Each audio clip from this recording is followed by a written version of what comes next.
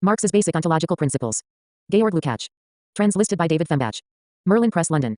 Copyright Ferenc Jamasi 1978 Translation. Copyright The Merlin Press 1978. First published in this edition by the Merlin Press Limited, Sufferance Wharf. Translator's note.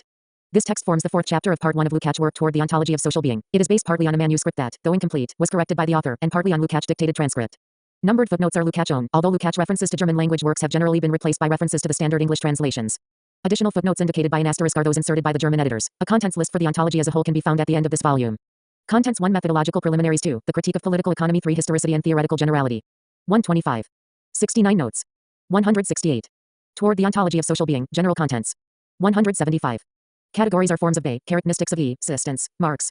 1. Methodological Preliminaries. The attempt to summarize Marx's ontology, in a theoretical sense, leads one into a somewhat paradoxical situation. On the one hand, it must be clear to any unbiased reader of Marx that all of his concrete statements, understood correctly and without the fashionable prejudices, are in the last instance intended as direct statements about an existent, i.e. they are specifically ontological. On the other hand, however, we find in Marx no independent treatment of ontological problems. Marx never undertook a systematic or systematizing definition as to their specific place in thought, their distinctness from epistemology, logic, etc. This situation, with its two interconnected aspects, is undoubtedly to Marx's decisive starting point in Hegelian philosophy, even if this was from the beginning a critical one. As we have already seen, there is Hegel a definite unity between ontology, logic and epistemology, which is consequence of the systemic nature of his philosophy. Hegel's concept of dialectic, by its very nature, immediately unifies these three fields, and in such a way as to lead to their actual merging into one another. Thus it is only natural that the young Marx, in his earliest writings that were still governed by Hegel, was unable to formulate directly and consciously any ontological position. This negative tendency was probably strengthened by an ambiguity of Hegel's objective idealism that was only brought to light much later, particularly by Engels and Lenin, in particular. 1. Ontologue Y. While both Marx and Engels, in consciously separating themselves from Hegel, concentrated their attention, and quite rightly, on the glaring and exclusive opposition between Hegel's idealism and their own new materialism, both polemically and in their actual presentation, they later came to stress energetically the effectively materialist tendencies that were already latent in objective idealism. Thus Engels writes in his Ludwig Feuerbach of Hegel's materialism turned upside down, and Lenin of the approaches to materialism in Hegel is logic. 2. It must also be stressed, of course, that Marx himself, even in his sharpest polemics against left Hegelians such as Bruno Bauer and Max Steimer, never identified their idealism with that of Hegel. The turning point that Feuerbach represented in the process of the dissolution of Hegelian philosophy had undoubtedly an ontological character, since it was Feuerbach who, for the first time in German development, opposed idealism and materialism openly, on a broad front, and with penetrating effect. Even the weaknesses in H's position that later came to light, e.g., his confinement to the abstract relationship between God and man, contributed towards bringing the question of ontology abruptly and distinctly to consciousness. This effect is most transparent in the case of the young Engels, who, from his beginnings in the Young Germany movement that had little philosophical clarity, developed into a left Hegelian. Here we can see how radical was the first effect of the new ontological orientation derived from Feuerbach. The fact that nothing came out of this in the long run except a pale new version of the materialism of the 18th century, with the exception of Gottfried Keller and the Russian Revolutionary Democrats, in no way alters the intensity of this new departure. Yet there is little sign of such a convulsion in Marx. His writings show rather an acknowledgement of Feuerbach that is positive and understanding, but that always remains critical and demands further critical. 2. Marx. Development. This is visible in early letters, and then later, in the midst of the struggle against the Hegelians' idealism, it is formulated quite unambiguously. In the German ideology, as far as Feuerbach is a materialist, he does not deal with history. And as far as he considers history, he is not a materialist. 3. Marx's judgment of Feuerbach thus always has two sides to it. Acknowledgement of his ontological tome as the only serious philosophical act of that period, and at the same time the establishment of his limits. I.e. that Feuerbach's German materialism completely ignored the problem of the ontology of social being. This does not simply demonstrate Marx's philosophical clarity and universality, it is a position that also throws light on his own earlier development, on the central place that the ontological problems of social being assumed in it. A glance at Marx's doctoral dissertation is instructive in this regard. In this context, Marx comes to speak of Kant's logical and epistemological criticism of the ontological proof for the existence of God, and objects. The proofs of the existence of God are either mere hollow tautologies. Take for instance the ontological proof. This only means that which can see for in a real wy is a real concept for me, something that works on me. In this sense all gods, the pagan as well as the Christian ones, have possessed a real existence. Did not the ancient Moloch reign? Was not the Delphic Apollo a real power in the life of the Greeks? Kant's critique means nothing in this respect. If somebody imagines that he has $100, if this concept is not for him an arbitrary, subjective one, if he believes in it, then these 100 imagined dollars have for him the same value as 100 real ones. For instance, he will incur debts on the strength of his imagination. His imagination will work, in the way as all humanity has incurred debts on its gods, for we can already trace here some of the most important elements of Marx's thought. Paramount here is the fact that ontology. Social reality is seen as the ultimate criterion for the social existence or non-existence of a phenomenon, which certainly reveals a broad and deep problematic which the young Marx was not yet able at that time to master ontologically. For the general spirit of his dissertation leads on the one hand to the conclusion that he did not allow the existence of any kind of God, while on the other hand the actual historical efficacy of certain ideas of God should lead to these having kind of social existence. Thus Marx already raises here a problem that later to play an important role for a Marx who had already become an economist and a materialist, i.e. the practical social function of certain forms of consciousness, irrespective of whether they are true or false in a general ontological sense. These ideas that are important for the later development of Marx's thought are developed in an interesting way in this criticism of Kant. Kant attacked the so-called ontological proof on the basis of logic and epistemology, insofar as he rejected any necessary connection between idea and reality, and completely denied that the content had any ontologically relevant character. The young Marx protests against this again in the name of the ontological specificity of social existence and ingeniously points out how in certain circumstances 100 imaginary dollars could very well acquire a relevant social existence. We have already seen in considering Hegel how Marx, in the name of the concrete ontological specificity of social forms, called for their concrete ontological investigation, and rejected Hegel's method of presenting relationships of this kind on the basis of logical schemas. This clearly shows, in the course of development of the young Marx, a tendency towards the increasing concretization of forms and relationships, etc. 4. Marx. of social existence, which reached a philosophical turning point precisely in his economic studies. These tendencies find their first adequate expression in the economic and philosophical Maniscan points. Since it is not the least aspect of the path-breaking originality of these texts that for the first time in the history of philosophy the categories of economics appear those of the production and reproduction of human life, and hence make it possible to depict social existence ontologically on a materialist basis. Yet the economic center of Marx's ontology in no way means that his view of the world is economist. Marx's philosophical development towards materialism culminated in this turn towards economics. It is impossible to establish beyond doubt whether and how far Feuerbach played a significant role in this, although Marx agreed immediately, in principle, with Feuerbach's ontological and anti-religious views inspired by natural philosophy. It is just as certain, however, that in this area, too, Marx was very quick to criticize and go beyond Feuerbach. In natural philosophy, he always took up a clear position against the traditional separation of nature and society that Feuerbach had not overcome, and always considered the problem of nature predominantly from the standpoint of its interaction with society. Thus the opposition to Hegel is still sharper in Marx than in Feuerbach himself. Marx only recognizes a single science, that of history, which deals with nature as well as with the world of men. 5. In the question of religion, he was not satisfied with the abstract and contemplative relationship between man and God, and counterposed to Feuerbach's crude, if materialistically inspired, ontology, the demand for a concrete and materialist treatment of all relations of human life, in particular those of society and its history. This throws a completely new ontological 5. Ontology light on the problem of nature. Since Marx made the production and reproduction of human life into the central question, and himself, while all his objects, conditions, relationships, etc., acquires the double determination of an insuperable natural basis and the permanent social transformation of this. As in all Marx's work, labor is here too the central category, in which all other determinations already manifest themselves in use. So far therefore labor is a creator of use value, is useful labor, it is a necessary condition, independent of all forms of society. For the existence of the human race, it is an eternal nature-imposed necessity, without which there can be no material exchanges between man and nature, and therefore no life. 6. Labor gives rise to a double transformation. On the one hand the working man himself is transformed by his labor. By work e.g. on external nature he also changes his own, develops his slumbering powers and compels them to act in obedience to his sway. On the other hand, natural objects and natural forces are transformed into means and objects of labor, raw materials, etc. The worker makes use of the mechanical, physical, and chemical properties of some substances in order to make other substances subservient to his aims. Here natural objects remain what they naturally were, insofar their properties, relationships, conditions, etc. exist independent of human consciousness and can only be made useful by a correct recognition of these which is set in motion by labor. This making useful, however, is a teleological process. At the end of every labor process, we get a result that already existed in the imagination of the laborer at its commencement. He not only effects a change of form in the material on which he works, but he also realizes a purpose of his own that gives the law to his modus operandi, and to which he must subordinate his will. We shall deal with the ontological significance of teleology and labor in a special chapter in the second part of this work. 6. Marx. For the present we shall confine ourselves to characterizing the starting point of Marx's ontology of social being in its most general features. The following elements should be particularly stressed. Above all, social being presupposes in general and in all specific processes the existence of an organic and organic nature. Social being cannot be conceived as independent from natural being and as its exclusive opposite, as a great number of bourgeois philosophers do with respect to the so-called spiritual sphere. Marx's ontology of social being just as sharply rules out a simple, vulgar materialist transfer of natural laws to society, as was fashionable for example in the era of social Darwinism.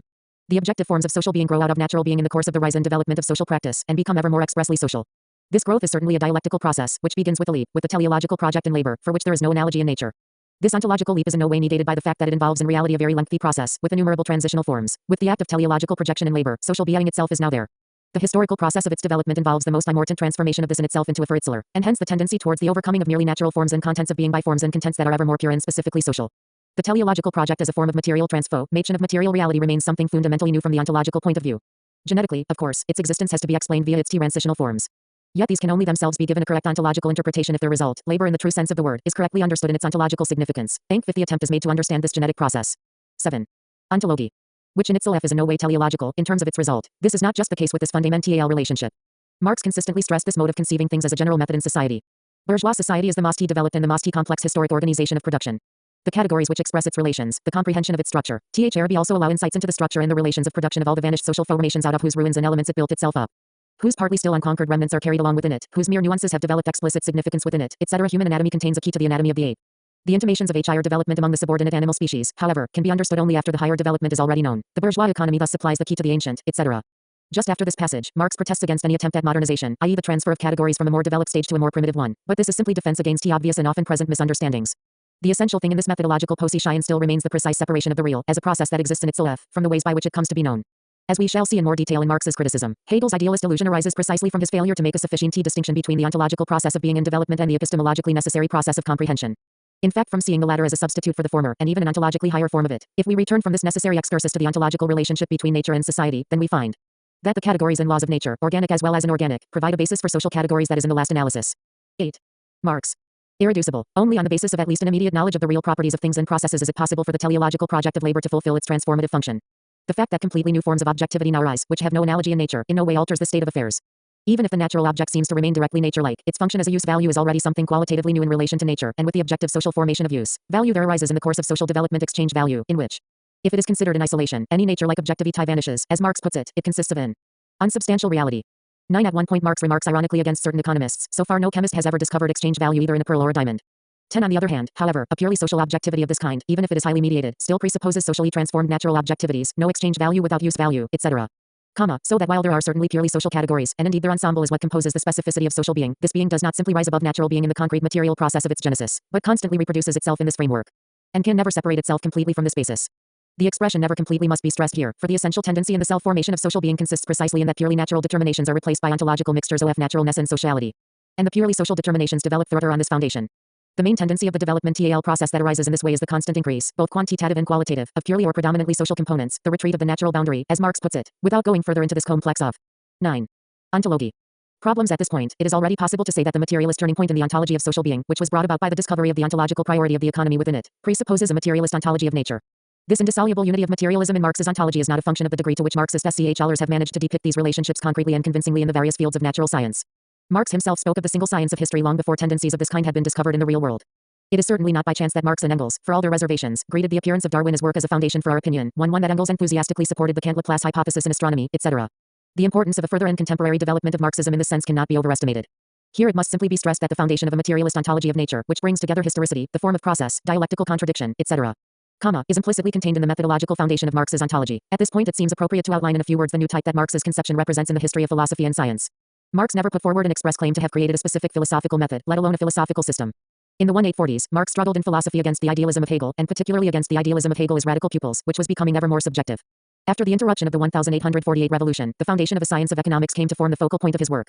Many who esteem his early philosophical writings of the 1840s draw the conclusion from this that Marx turned away from philosophy and became simply an economic specialist. This is a very 10. Marx. Hasty conclusion, which closer consideration shows to be completely untenable. It is based purely on external criteria, on the dominant methodology of the second half of the 19th century, which decreed a mechanically rigid opposition between philosophy and the various positive sciences, and hence degraded philosophy itself, by way of its exclusive foundation in logic and epistemology, to a specific science. From a standpoint of this kind, bourgeois science and the modes of thought influenced by it, even among supporters of Marxism, came to see the economics of the mature Marx as a specific science, in contrast to the philosophical tendencies of his youth. And at a later date there were many who, particularly under the influence of existentialist subjectivism, constructed an opposition between the two periods of Marx's work. Our later and more adult discussion will clearly demonstrate the feebleness of a contrast of this kind between the young, philosophical, Marx and the later pure economist with no specific standpoint.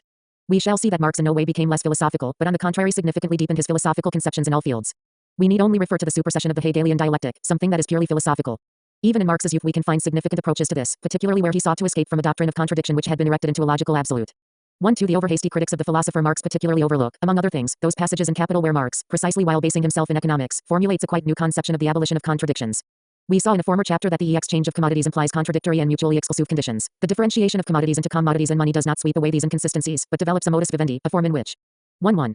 Ontology. They can exist side by side. This is generally the way in which real contradictions are reconciled. For instance, it is a contradiction to depict one body as constantly falling towards another, and as, at the same time, constantly flying away from it.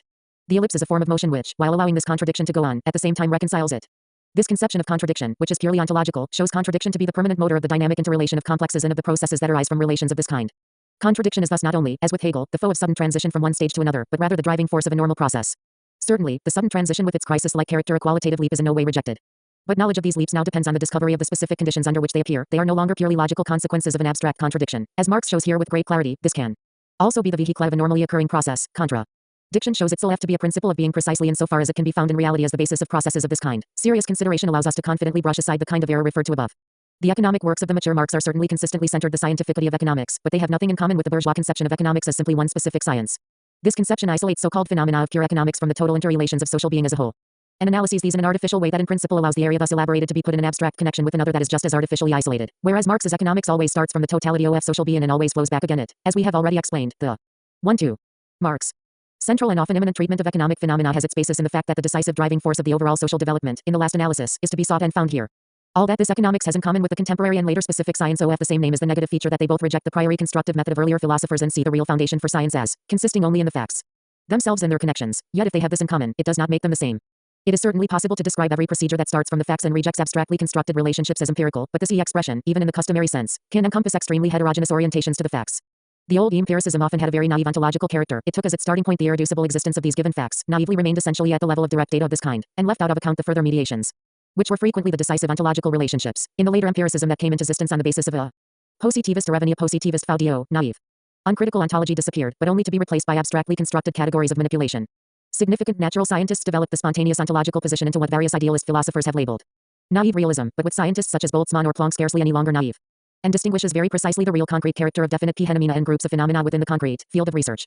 What is still lacking, however, for the naive to be overcome, is simply the philosophical awareness of what is actually done by these scientists in their own practice. So that complexes that are recognized correctly in the scientific sense are sometimes artificially coupled together with the world out. 13. Ontology. Look, that is of a completely different nature. In the social sciences there are few examples of a naive realism. The claim to have confined oneself to the facts generally leads to superficial readditions of empiricism. While pragmatic adherence to the immediately given facticity excludes important and actually existing relationships which are less directly apparent from the overall conception, and thus often leads objectively to a falsification of the fetishized and deified facts. It is only by demarcating it in this way on all sides that it is possible to adequately present the ontological character of Marx's economic writings. These are specifically works of science, and in no way works of philosophy. But their scientific character is reached through philosophy, and never leaves it behind, so that every establishment of a fact, every acknowledgement of a relationship, is not simply critically elaborated from the direct factual correctness, but rather proceeding from this and equally continually going beyond it. 111 Facticity is investigated from the standpoint of its real existential content, its ontological nature. Science grows out of life, and in life itself, whether we realize this or not, we have spontaneously to behave ontologically. The transition to science can make this tendency, which is itself unavoidable, more conscious and critical, but it can also weaken it, or even make it vanish. Marx's economics is permeated by a scientific spirit which never abandons this process of making conscious and critical, in the ontological sense, but rather applies it, as a constantly effective critical measure, in every process of establishing a fact or relationship. To speak quite generally, what is involved here is thus a scientificity which never loses its connection with the spontaneous ontological orientation of everyday life. But on the contrary continuously purifies this critically and develops it to a higher level, and which consciously elaborates the ontological determinations that necessarily lie at the basis of every science. It is precisely here that it clearly sets itself in opposition to any kind of 1.4. Marx. Constructive philosophy, whether logical or otherwise, but a critical defense against the false ontologies that arise in philosophy in no way means that the scientificity takes up an ultimately anti-philosophical position. On the contrary, is involved is rather a consciously critical collaboration between the spontaneous ontology of everyday life and scientific and philosophical correctness. Marx's tom against the abstract constructions of idealist philosophy which violate reality is a special case of this. A critical perspective, critical rejection of contemporary science, can in certain circumstances be a major task in this connection. As Engels wrote, correctly, on the situation in the 1/7 and 1/8 centuries, it is to the highest credit of the philosophy of the time that it did not let itself be led astray by the restricted state of contemporary natural knowledge. And that from Spinoza down to the great French materialist it insisted on explaining the world from the world itself and left the justification in detail to the natural sciences of the future. 14. A criticism of the same kind, naturally with a completely different content, is also a necessary task in the present situation, the purging from science of neopositivist prejudices, which are no longer just confined principally to philosophy in the narrow sense, but also essentially deform the sciences themselves. Is not the place here to deal with these problems in detail. We simply want to make clear Marx's method on what is clearly question of key importance. It is precisely with problems of social being that the ontological problem of difference, opposition, and the relationship of appearance and essence plays a decisive role. Even in everyday life, phenomena often conceal the essence of their own being. Instead of illuminating it in favorable historical conditions, science can accomplish a great task of purification here, as it did for instance, in the Renaissance and in the Enlightenment, but historical. 1.5. Ontology. Conjunctures can also arise in which the process occurs in the opposite direction. Correct approaches or even mere suspicions of everyday life are obscured by science, and are turned round in an incorrect sense. Hobbes already saw clearly that attitudes of this kind were more frequent and stronger in the area of social being than in that of nature. He also indicated the cause of this, i.e. the role of action governed by interest. 1.5. There can of course also be an interest of this kind in questions of nature, particularly in relation to their implications for general world outlook. It is sufficient to recall here the debates over Copernicus or Darwin. But since action governed by interest forms an essential ontological component of social being that cannot be eliminated, the biasing effect of this on the facts and their ontological character acquires here a qualitatively significant new importance, quite of the fact that these ontological attitudes do not affect the intrinsic being of nature itself, while in social being they can become attitudes, dynamically effective elements of the intrinsically existing totality. Marx's assertion that all science would be superfluous if the outward appearance and the essence of things directly coincided. 1.6 is thus extremely important for the ontology of social being. In and for itself, this thesis has a general ontological value, and applies to nature as well as to society. It will later be shown, however, that the relation between appearance and essence in social being displays new features and determinations, as a result of its inseparable connection with practice. To bring up just one example here, it is an important part of this relationship that in every completed process, the genesis of the finished product directly disappears in the result. Scientific presentations very often develop in such a way that the direct and apparently 1.6. Marx. Already completed character of the product is recalled in thought, and its character as a process, which is not directly perceivable, is no longer made visible. In the region of social being, however, the process of emergence is a teleological one. This has the result that its product only assumes the phenomenal form of something ready and complete, in which its own genesis directly vanishes, if the outcome corresponds to the goal aimed at. Otherwise its incompleteness precisely refers back to the process of its emergence. I have deliberately chosen an extremely simplified example. The particular character of the relation of appearance and essence in social being also involves action governed by interest, and if this involves the interests of social groups, as is generally the case, then science can easily slip out of its controlling role and become an instrument which serves to conceal the essence and make it vanish, precisely in the sense that Hobbes already recognized. It is therefore not by chance that Marx put forward this thesis on the nature of science and the relation of appearance and essence in the context of a criticism of the vulgar economists. In the course of a polemic against forms of appearance that were conceived and interpreted in a manner that was absurd from the ontological point of view, and that completely suppressed the real relationships. Marx's philosophical assertion thus has here the function of an ontological criticism of false ideas, a call for scientific awareness by means of the re-establishment in thought of the genuine reality as this exists in itself. This kind of presentation is typical of the internal construction of the work of the mature Marx. It is a construction of a completely new character, a scientificity which, in its process of generalization, never loses this level, but always keeps in view, in every single fact it establishes, and in every concrete relationship it reconstructs in thought, the totality of social being.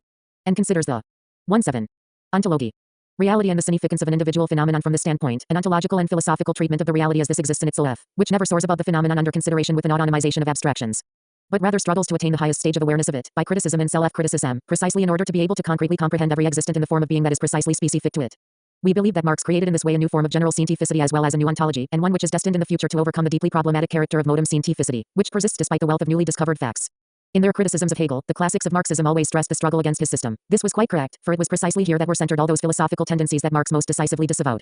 With its ideal of philosophical synthesis, the system involves in particular the principle of completion and closure, ideas that are completely incompatible with the ontological historicity of an existent, and already led to irresolvable antinomies in Hegel's own work. A static ideal unity of this kind, however, arises inevitably once categories are ordered in a specific hierarchical relationship. The very attempt to produce a hierarchical arrangement of this kind contradicts Marx's ontological conception. Not that the idea of the super and subordination of forms was something foreign to him. We already indicated in our presentation of Hegel that it was precisely Marx who introduced the idea of the predominant moment in his treatment of reciprocal action. However, a hierarchic system is not only something that exists for all time, it also has to render its categories homogeneous in order to arrange them in a definitive connection, and to reduce them as far as possible to a single dimension of 1.8. Marx. Their relationship. Those thinkers who have had a genuine ontological sense for the rich and varied character of the dynamic structure of reality have precisely come to focus their interest those kinds of relationship which cannot be adequately brought into any kind of system. It is just here that this opposition to systematization has a character precisely opposed to that of an equally anti-systematic empiricism. We already recognized in the latter, here and here, a naive ontologism, i.e. a regard for the reality of direct appearances, for individual things and easily perceivable surface relationships. But because this orientation to reality is one that, even if genuine, is merely peripheral, the empiricist, if he ventures only a little beyond the field with which he is spontaneously familiar, can easily get entangled in the most fantastic intellectual adventures. 1.7 The criticism systems that we accept, and that we find consciously developed in Marx, proceeds on the contrary from the totality of the existent, and seeks to comprehend this as closely as possible in all its intricate and manifold relationships. Here the totality is in no way formal and simply ideal, but rather the reproduction in thought of the really existing, and the categories are not building blocks of a hierarchical system, but actually are forms of being, characteristics of existence. Elements for the construction of relatively total, real and dynamic complexes, whose reciprocal interrelations produce ever more comprehensive complexes, both in an extensive and in an intensive sense. In the face of adequate knowledge of these complexes, logic loses its leading role in philosophy, it becomes one special science alongside any other, as the means to comprehend the laws governing pure and hence homogeneous patterns of thought. The role of philosophy, however, is only negated in the dual Hegelian sense. It remains the guiding principle of this new scientificity, as an ontological criticism of being of all kind, if without the claim to dominant and subordinate phenomena in there. 1.9. Ontology. Relationships. It is thus not by chance, nor simply a product of the contingencies of the history of science, that the mature Marx entitled his economic works not economics, but the critique of political economy.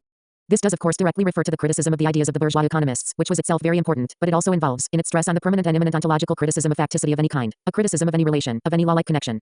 Certainly this new development did not suddenly spring like Pallas Athene from the head of Zeus. It was necessarily the product of a long and uneven development. In the negative sense, the often spontaneous criticism of philosophical principles that subject reality to hierarchical violation leads to attempts of this kind. As consciously and clearly expressed in Marx himself, this criticism, leveled at the most thought-out and formally most complete system, that of Hegel, led to the elaboration of the new style of thought. There had also been beginnings in the positive sense, however, where conscious recognition of the primary existence of major complexes of being began to develop, where, in connection with the criticism of idealist systemic thought, the new kind, which is needed to comprehend complexes of this kind, began to dawn. I believe that certain of Aristotle's texts, particularly the Nicomachean Ethics, already represent an experiment in this direction, with the criticism of Plato playing the negative role here referred to. The first great scientific attempt in the Renaissance to comprehend social being in an all-round way being, and to eliminate these system principles that inhibit the knowledge of being, in other words Machiavelli's attempt, also belongs here. 18 as does Vico's search to comprehend the historicity of the social world ontologically, but it was only in Marx's ontology that these tendencies received a philosophically mature and fully conscious form. 20. Marx. Even though this overall conception arose from the materialist criticism and superseding of Hegel's method, it was foreign to the dominant tendencies of the time and could thus not be understood as a method either by its opponents or by its supporters. After 1848, the collapse of Hegelian philosophy, and particularly after the victory of Neo-Kantianism and positivism, this understanding of ontological problems disappeared. The Neo-Kantians even ejected from philosophy the unknowable thing in itself, and as far as positivism was concerned, the subjective perception of the world simply coincided with its reality. It was no wonder, then, that for a public opinion among scientists that was influenced in this way, Marxian economics was seen simply as a particular individual science, which however inevitably appeared inferior, from the standpoint of bourgeois methodology, in its application of the precise scientific division of labor and the value-free mode of presentation. It was not long after Marx's death that even the overwhelming majority of his declared supporters in philosophy found themselves under the influence of tendencies of this kind. Insofar as there was a Marxist orthodoxy, its content consisted essentially in individual and often misunderstood assertions and conclusions of Marx's that were erected into radical slogans. This was, for example, how the supposed law of absolute immiseration developed, with the help of Kautsky. It was to no avail that Engels, particularly in the form of criticism and advice in his letters, sought to loosen this rigidity and bring it back to a genuine dialectic. It is very characteristic that these letters were first published by Bernstein in the belief that they would strengthen the revisionist tendencies among Marxists. The fact that the dialectical flexibility demanded by Engels, the abandonment of rigidified vulgarization, could be conceived in such a way, shows that the two competing tendencies equally failed to understand the methodological essence of Marx's doctrine. Even Marxist theorists who made important 2.1. Ontology. Contributions to many particular questions, such as Rosa Luxemburg and Franz Mehring, had little feeling for the basic philosophical tendencies in the work of Marx. While Bernstein, Max Adler and many others hoped to find a supplement to Marxism in Kant's philosophy, and Friedrich Adler and others sought this supplement in Mach, the politically radical Mehring denied that Marxism had anything at all to do with philosophy. It was only Lenin who set underway a real Marx renaissance. The philosophical notebooks that he wrote during the early years of the war, in particular, go back once again to the really central problems of Marx's The detailed and continually deepening critical understanding of the Hegelian dialectic culminates in a sharp renunciation of the former Marxism. It is impossible completely to understand Marx's Capital, and especially its first chapter, without having thoroughly studied and understood the whole of Hegel's logic.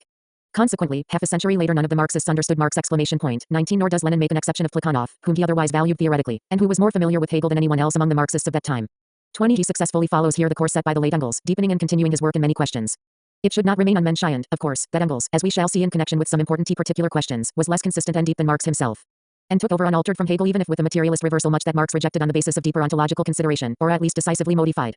The distinction between the completely independent way that the young Marx overcame the fundamentals of the entire Hegelian philosophy and the way that Engels overcame his philosophical idealism under the influence of Feuerbach also shows definite effects in their later writings. Lenin can of course not just be 2.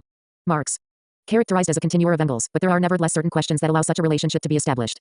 Yet it should equally be noted that it is occasionally hard to decide how far this is a question of mere terminology and how far real problems are involved. Thus Lenin says of the relation of capital to a general dialectical philosophy, if Marx did not leave behind him a logic, he did leave the logic of capital.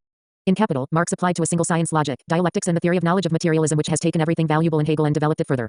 11. It is Lenin's great merit, and not simply in this instance, that he was the only Marxist of his time who decisively rejected the modern philosophical supremacy of autonomously founded logic and epistemology, and referred back, as here, to the original Hegelian conception of the unity of logic, epistemology and dialectics, of course in a materialist sense. It should further be noted that, particularly in materialism and empiricism, Lenin's epistemology, as the reflection of a material reality existing outside of consciousness, is in practice always subordinated to a materialist ontology. It is also possible here to interpret the objective content of the dialectic assumed in this unity ontologically. It is certain, however, as we shall see in a moment in analyzing Marx's only discussion of a general methodological and philosophical character, that Marx did not accept the unity asserted here, and that he not only distinctly separated ontology and epistemology from one another, but also saw in the failure to maintain such a separation one of the sources of Hegel's idealist illusions. But even if a detailed consideration of Lenin's philosophical work gives rise to certain objections such as these in connection with his supersession of the Hegelian dialectic and its use in the further develop 2s. Ontology. Meant of Marxism. It still remains that Lenin's work represents the single large-scale attempt since the death of Engels to re-establish Marxism in its totality, to apply it to the problems of the present and in this way develop it further. Only unfavorable historical circumstances prevented Lenin's work from having a broad and deep theoretical and methodological effect. The great revolutionary crisis that developed out of the First World War and the rise of the Soviet Republic certainly aroused in many countries a new and fresh study of Marxism that was not distorted by the bourgeoisified traditions of social democracy. 22. However, the long-term tendency was towards the suppression of Marx and Lenin by Stalin's policy, and we still lack today a critical historical presentation of this. There is no question but that Stalin at first emerged the defender of Lenin's doctrine, particularly against Trotsky, and several publications of this time, up till the beginning of the 1930s, tended to carry on the Leninist renewal of Marxism against the ideology of the Second International. Yet however correct the stress on what was new in Lenin, it had the consequence in the Stalin period that the study of Marx was slowly pressed into the background by that of Lenin. And this development culminated, particularly after the publication of the history of the CPSU, in the suppression of Lenin by Stalin. From this time onwards, official philosophy was reduced to commentary on Stalin's publications. Marx and Lenin were only brought in the form of supporting quotations. It is not the place here to present the devastating consequences for theory in more detail. This, too, would be a most important task today, and would often be of practical significance. We need only think of the way that the official 2.4. Marx. Theory of planning quite ignores Marx's theory of social reproduction. There arose what Marxist terminology calls a complete and completely arbitrary subjectivism, which was suited to justifying any decisions whatever as necessary consequences of Marxism-Leninism. This situation can only be asserted here. But if Marxism today is again to become a driving force in philosophical development, then we must go back on all questions to Marx himself. These efforts can certainly be supported in many ways by the works of Engels and Lenin, while in treatments of the kind that we have begun to embark on, the period of the Second International, as well as that of Stalin, can confidently be left unmentioned, much as the sharpest criticism of it from the standpoint of re-establishing the reputation of Marx's doctrine is an important task. 2. The Scientic of Political Economy. The mature Marx wrote relatively little on general philosophical and scientific questions. The plan for a brief presentation of the rational kernel of Hegel's dialectic, which occasionally appears, was never realized. The only text that we have of Marx on this theme, and a fragmentary one at that, is the introduction that he wrote in the late 1850s when he sought to give a finished form to his economic work. This fragment was published by Kautsky in the 1907 edition of the book that came out of Marx's work at that time, A Contribution to the Scientic of Political Economy. More than a century has passed since then, and yet we cannot say that this text has ever really influenced conceptions of the nature and method of Marx's doctrine. This sketch, however, summarizes the most essential problems of the ontology of social being, and the consequent methods to be employed by economic research as the central area of this level of material existence. Its neglect is the result of a factor that we have already mentioned, and that is generally not consciously 2.5. Ontology. Y. Realized abandonment of the critique of political economy and its replacement by simple economics as a science in the bourgeois sense. Right at the beginning, we have to stress the methodological point that Marx consistently and sharply separated two complexes, social being, which exists independently of whether it is more or less correctly understood, and the method most suitable to comprehend it in thought. Thus not only is the priority of the ontological over mere knowledge related to being in general, but the entire objective reality its concrete structure and dynamic, just as it is of the highest ontological importance. This was Marx's philosophical position as early as the economic and philosophical manuscripts. In these studies he treated the reciprocal relations of objective reality as the original form of every ontological relation between existence. A being which has no object outside itself is not an objective being. A being which is not itself an object for a third being has no being for its object, i.e. it has no objective relationships and its existence is not objective. A non-objective being is a non-being. 1. Here already Marx rejects any idea that certain ultimate elements of being have an ontological priority over the more complex and compound ones, or that the synthetic functions of the knowing subject play a role of some kind in the nature and form of their objectivity. It was Kant who put forward in its most typical form the theory of the synthetic construction of the actual concrete objectivity, in contrast to the abstract thing in itself that was always beyond consciousness and hence unknowable. So that it was the knowing subject who performed the actual concrete synthesis, even if in a way prescribed to him by natural law. Since it was at first the Kantian announcence, which lasted for a long while, that was mainly responsible for preventing the development of Marxist ontology, it is useful to indicate reply this radical. 26. Mod Rx.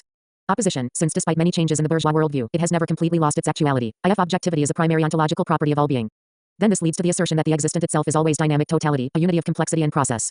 Since Marx was concerned with social being, the central position of the ontological category of totality was more directly given for him than it is in the case of the philosophical investigation of nature.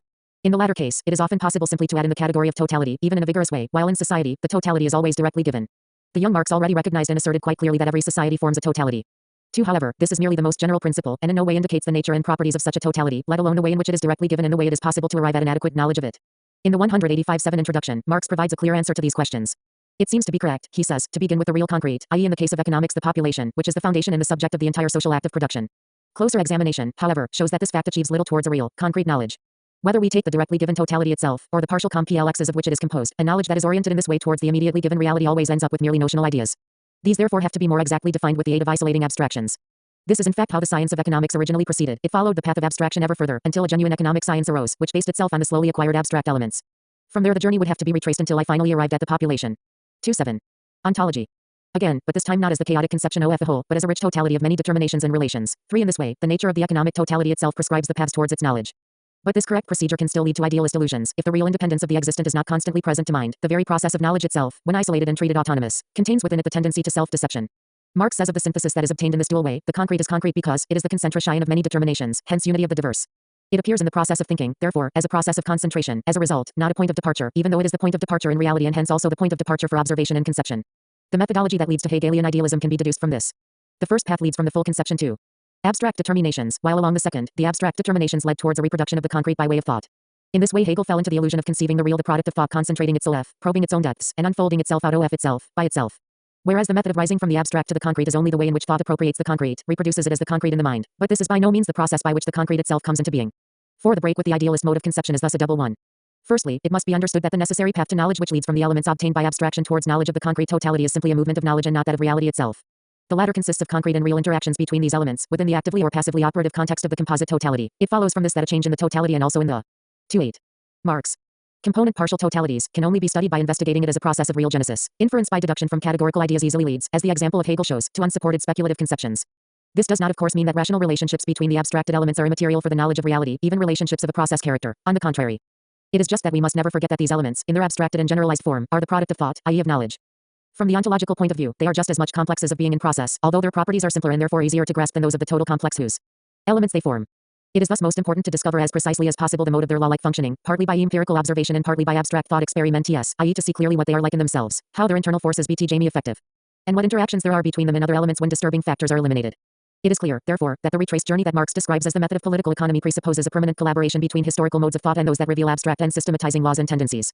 However, the organic and hence fruitful interaction between these two paths to knowledge is only possible on the basis of a permanent ontological criticism at every step, since these two methods deal with the same real complexes and grasp them from different aspects.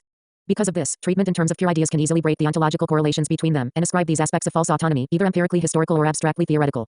Only uninterrupted and vigilant ontological criticism of that which has been discovered as a fact or a relation, a process or a law, reestablish and a true insight into the phenomena. 29. Ontology. Bourgeois economics continuously suffers from the duality resulting from the rigid separation of these perspectives. On the one hand it produces a purely empiricist economic history, in which the genuinely historical connection of the overall process vanishes, on the other hand, from the marginal utility theory through to the particular manipulative investigations of today. A science that can juggle away the genuine and decisive connections, in a sham theoretical way, even if it discovers by chance certain real relationships, or traces of these, in particular cases. Secondly, and this is most closely connected with what has been said above, the opposition between elements and totality should never be reduced to an opposition between the intrinsically simple and the intrinsically compound. Here the general categories of the whole and its parts receive an additional complication, without their being negated as a basic relationship. Every element and every part, in other words, is just as much a whole. The element is always a complex with concrete and qualitatively specific properties, a complex of various collaborating forces and relations. However, this complexity does not negate its character as an element. The genuine categories of economics precisely in their intricate, process-like and actual complexity, each in its own way and its own place really are something final, which can be further analyzed, but which cannot be further decomposed in reality. The greatness of the founders of economics was particularly that they recognised this fundamental character of the genuine categories, and began to establish the correct relationships between them. These relationships, however, are not simply juxtaposed, but contain a principle of super and subordination. It may seem that this contradicts what we were saying earlier, in polemicing against the hierarchical principle of the idealist systems, and precisely indeed in the name of the Marxian ontology of social being. This contradiction is only apparent. Point 30. Marx. Although the appearance is significant, and is the source of many misunderstandings about Marxism. In particular, the principle of ontological priority must be clearly distinguished from the epistemological and moral, etc. Value judgments which this at every idealist or vulgar materialist systemic. If we ascribe one category ontological priority over the others, we simply mean that one of them can exist without the other, without the opposite being the case. This holds for the central thesis of all materialism, that being has ontological priority over consciousness.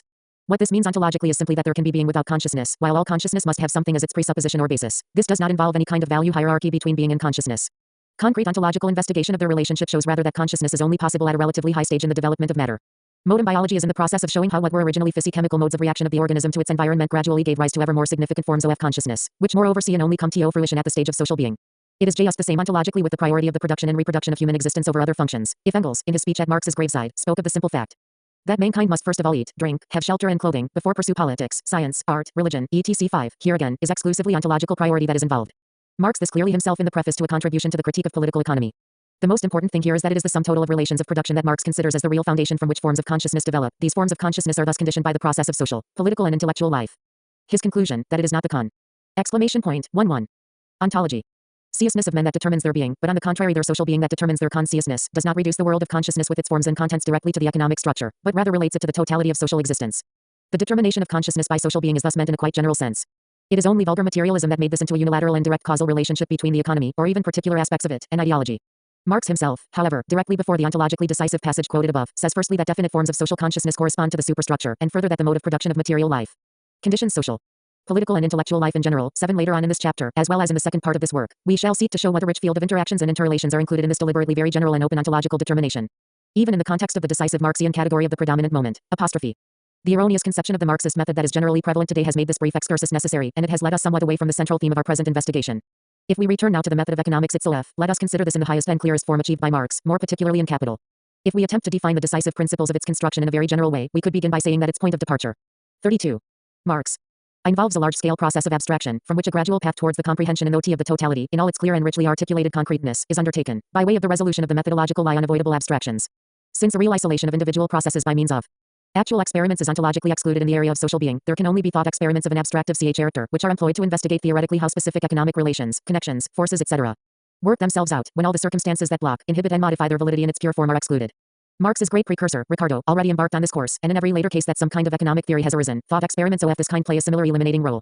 But while thinkers such as Ricardo always proceeded on the basis of a sense for the living reality, a healthy instinct for the ontological, so that they always extracted real relationships between categories.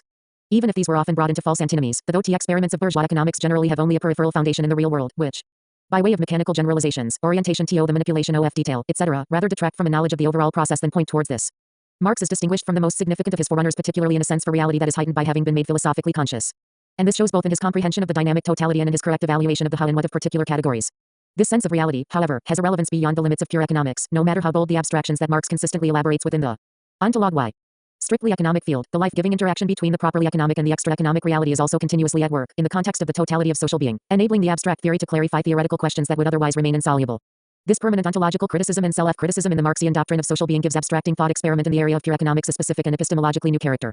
The abstraction is firstly never a partial one, i.e. Marx never isolates one part or one element in this abstraction, but rather the entire area of the economy appears in an abstracting projection, in which, as a result of the provisional exclusion in thought of certain more comprehensive categorical relationships, the categories that have been given a central place develop fully and undisturbed, and can reveal their internal lawfulness in pure forms. The abstraction of the thought experiment, on the other hand, still remains in constant touch with the totality of social being, including its extra-economic relations and tendencies, etc. The specific, seldom understood and paradoxically dialectical method is related to the already mentioned insight of Marx as to the effect that economic and extra-economic phenomena in social life continuously transform themselves into one another, and stand in an insuperable relationship of interaction, although, as has already been demonstrated, this leads neither to a lawless once and for all historical development, nor to a mechanically law-like rule of the abstract and purely economic. There is rather an organic unity of social being, the role of the predominant moment, but no more, falling to the strict laws of economics. This reciprocal mutual penetration of the economic and non-economic in social existence reaches deep into the doctrine of categories itself. Marx continues the work of classical economics, so far as HEFITS wages into general theory of value. He recognizes, however, that labor power. 34. Marx.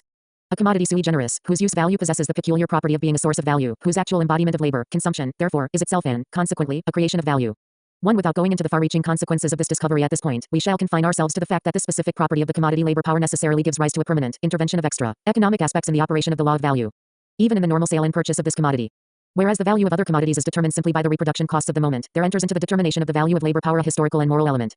9. Finally, the nature of the exchange of commodities itself imposes no limit to the working day, no limit to surplus labor. The capitalist maintains his rights as purchaser when he tries to make the working day as long as possible, and to make, whenever possible, 2 working days out of 1. On the other hand, the peculiar nature of the commodity sold implies a limit to its consumption by the purchaser, and the laborer maintains his right seller when he wishes to reduce the working day to one of definite normal duration. There is here, therefore, an antinomy, right against right, both equally bearing the seal of the law of exchanges, between equal rights forced asides. Hence it is that in the history of capitalist production, the determination of what is a working day presents itself as the result of a struggle between collective capital, i.e. the class of capitalists, and collective labor, i.e. the working class. 10 extra economic moments of this kind emerge with a necessity that is dictated by the law of value itself, and continuously, in the everyday life of capitalist commodity exchange, so to speak the normal operation of the law of value, but after Marx has systematically analyzed this world. 55. Ontology. With the necessary enclosed character that its strict economic regularity endows it with, he devotes a separate chapter to its historical genesis, and depicts the so-called primitive accumulation. A centuries-long chain of extra economic acts of violence that was necessary to create for the first time the historical conditions that embody labor power into a specific commodity, and one that forms the foundation of her law, like character of the capitalist economy. Tanti malis erat, to establish the eternal laws of nature of the capitalist mode of production, to complete the process of separity on dot, between laborats and conditions of labor, to transform, at one pole, the social means of production and subsistence into capital, at the opposite pole, the mass of the population into wage laborers, into free laboring poor, that artificial product of modern society. H1 It is only possible to understand the construction of capital if attention is paid to the continuous interactions of this kind between the strictly law-like character of the economic, and the heterogeneous relations, forces, etc. of the extra-economic. The construction of capital leads from the experimental positing of purely law-like and abstractly homogeneous relationships, via the successive insertion of wider components that are closer to reality, which occasionally leads to the negation of the original relationships, to finally arrive at the concrete totality of social being. Marx already provided in the 185-7 introduction a program for the process of approximation and concretization that he undertook to accomplish in capital, and even capital itself remained incomplete, at the point where social classes become visible, as the result of the approximation to the concrete totality, the manuscript breaks off.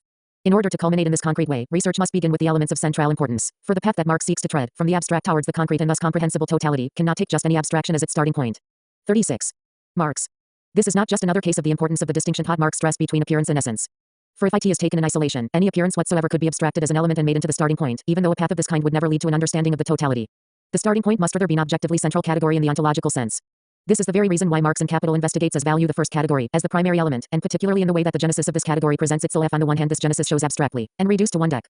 I5 moment, the most general outline of a history of the entire economic reality, while on the other hand the choice I immediately demonstrates its fruitfulness, insofar as these categories themselves, together with the conditions and relationships that necessarily follow from their existence, clearly place in a central position the most important thing in the structure of social being, the social character of production. The genesis of value that Marx presents here immediately reveals the dual character of his method. This genesis itself is neither logical deduction from the concept of value, nor an inductive description of the particular historical stages of its development up till the point at which it achieves its pure social form. It is rather a specific and novel synthesis which combines the historical ontology of social being theoretically and organically with the theoretical discovery of its concrete and actually effective regularities. This introductory chapter does not claim to present the historical development of value in economie si in extenso. It simply gives theoretically decisive steps in the self movement of this category, from its initially sporadic and chance beginnings, up to the completed development in which its theoretical nature is expressed in pure form. This 3.7. Ontology. Convergence of the historical ontological and the theoretical stages of the emergence of the value category already shows its central place in the system of economic life. 4. As we shall see below, it would be very hasty to conclude that the possibility opened here provided a general methodological foundation for the whole of economics, and to assume in general and overall parallel broking no exception between theoretical and historical development between the succession and differentiation of economic categories. More than a few misunderstandings of the Marxian doctrine have their source in hasty generalizations of this kind, which were always foreign to Marx himself. It is only because in value, as the central category of social production, the most essential determinations that govern the overall process coincide, that the abbreviated ontological steps of the genesis of value, presented in FQRM that reduces them to their most decisive aspects, possess also a significance as the theoretical foundation of the concrete economic steps. Central position of value categorization. Ontological fact, and not a kind of axiom that could serve as the point of departure for purely theoretical or even logical deductions. But once this ontological facticity is recognized, it already indicates something beyond its mere facticity. Its theoretical analysis immediately allows it to be the focus of the most important tendencies of any social reality. Here, of course, we cannot even attempt to indicate the wealth of determinations involved in this. We shall just point out, as briefly as possibly, some of the most important aspects. First and foremost, the social category of value presents straight away the basic foundation of social existence, i.e. labor. Labor's connection with the social functions of value similarly reveals the fundamental structuring principles of social being that derive from the natural existence of human beings, and also from their metabolism with nature, a process in which every aspect the inseparable ontological connection. 18. Marx. Between the ultimately indestructible character of the space and the continuous and constantly advancing conquest of it, both intensively and extensively, its transformation in the direction of pure sociality, shows a process culminates in categories which, like value itself, have already completely cut loose from material nature. For these reasons, an ontology of social being must always be governed by two perspectives. The first of these is that both poles, i.e. on the one hand objects that seem to belong directly and purely to nature, but which are in the last instance the products of human labor, and on the other hand social categories which have already lost any natural materiality, must remain inseparably linked together in the dialectic of value. The very inseparability of use value and exchange value, which expresses itself as a contradiction, shows by its seemingly antithetical but still indissoluble connection, this ontological property of social being. The theoretical qui disacts of bourgeois idealist social philosophy, which are continually re-emerging, very often originate in an abstract and antinomic contrast between the material and the mental, the natural and social, which inevitably leads to the destruction of all genuine dialectical connections and thus makes the specific character of social being incomprehensible. In the second place, this dialectic is also incomprehensible anyone who does not manage to raise himself above the primitive view of the world which recognizes materiality, and even objective being, only in the form of actual things, and attributes all other forms of objectivity connections, relationships, etc., as well as all reflections of reality that directly appear as products of thought, to a supposedly autonomous activity of consciousness. We have 39. Ontology. Already discussed Hegel's attempts to overcome these conceptions, which are understandable insofar as they have a direct natural basis, but are nevertheless extremely primitive and in fact false from an objective standpoint. The path-breaking character of the Marxian analysis of value is equally evident in Marx's treatment of abstraction. The changes undergone by labor in connection with the relation between use value and exchange value, which is ever more strongly developed, complete the transformation of concrete labor on a specific object into abstract, value-creating labor, culminating in the reality of socially necessary labor. If this process is considered free from the toils of idealist metaphysics, we must take note of the fact that this process of abstraction is a real process in the real social world. We have already shown in another context how the average character of labor already emerges, spontaneously and objectively, at a quite primitive stage of its social development, and that this is not a matter of mere knowledge independent of the ontological properties of its object, but rather the emergence of a new ontological category of labor itself in the course of its increasing socialization, which only much later is brought into consciousness. Socially necessary labor is also a reality, an aspect of the ontology of social being, an achieved real abstraction in real objects, quite independent of whether this is achieved by consciousness or not. In the 19th century, millions of independent artisans experienced the effects of this abstraction of socially necessary labor as their own ruin, i.e. they experienced in practice the concrete consequences. Without having any suspicion that what they were facing was an achieved abstraction of the social process, this abstraction has the same ontological rigor of facticity as a car that runs you over. It is similarly necessary to conceive connections and relationships ontologically. On this point Marx's presentation. 40. Marx. Still further, at least polemically, he is not content simply demonstrate that these connections and relationships are component parts of social being. He also shows the unavoidable necessity of experiencing them as part of reality, and reckoning with their facticity in practical life, must often lead to transforming them in thought into things. We have already seen how the primitive mode of appearance of the ontological intentio recta can easily lead to a reification of this kind of any existent in the human consciousness, and how this process finds a further extension and a fixation in the OGHT in science and philosophy. In the celebrated chapter The Fetish Character of Commodities, Marx depicts in detail this process of reification of social relations and relationships, and shows how this is not something confined to economic categories in the narrow sense, but provides the basis for ontological distortion of the most subtle and important mental objects of an ever more social human life. Here Marx takes up again, at a more philosophically mature stage of his development, his criticism of the Hegelian concepts of externalization and alienation. This indication must suffice here, as a special chapter will be devoted to this question in the second part. To go back to the overall construction of the first volume of Capital, we see that the immanent complex of the contradictions of value, which is something inherent in the thing itself, gives rise to a broader and more mature development of the most crucial economic categories. We have already indicated certain general problems of labor. Before we go on to deal with these again, we must say something about the development of money from the general form of value. If Marx's analysis of value ends up with money as the necessary logical consequence, the ontological sense of this logical should not be taken literally, and thus reduced to a matter of thought. It should be clearly seen, rather, that what is involved. 4.1. Ontology. Here is primarily a question of ontological necessity, and that Marx's deduction, therefore, only a persological deduction on account of the abstractly abbreviated form, reduced to the most general characteristics, in which it is presented. In fact, however, it is the theoretical content of factual relationships that is sufti here, and Marx himself stresses in his afterword to the second edition of Capital that the appearance of an a priori construction is simply a function of the method of presentation, rather than that of inquiry. 1.2 Here again, Marx stresses the priority of the ontological, if certainly an ontological principle that is based on a strictly scientific methodology. The role of philosophy is then simply that of a continuous ontological control and criticism, and, in places, also a role of broader and deeper generalization. This function of philosophical generalization in no way weakens the scientific exactness of the particular economic theoretical analyses. It simply places them in those relationships that are IDP and BL for the adequate understanding of social being in its totality. We have just brought up a question of this kind with the problem of reification, though Marx in no way confines himself to this problem alone. For it is possible for a strictly scientific presentation of the ontological genesis of value, money, etc. If this is restricted to one particular science alone, to give the false appearance that the actual course of history has a purely rational character, which would be to falsify its ontological nature.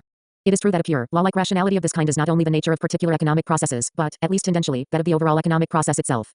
But it should never be forgotten that although these law-like characteristics are syntheses, which arise in the real world itself out of the practical economic acts performed by individuals, who are conscious of them such, yet their ultimate results, which are what is fixed in the theory, go far.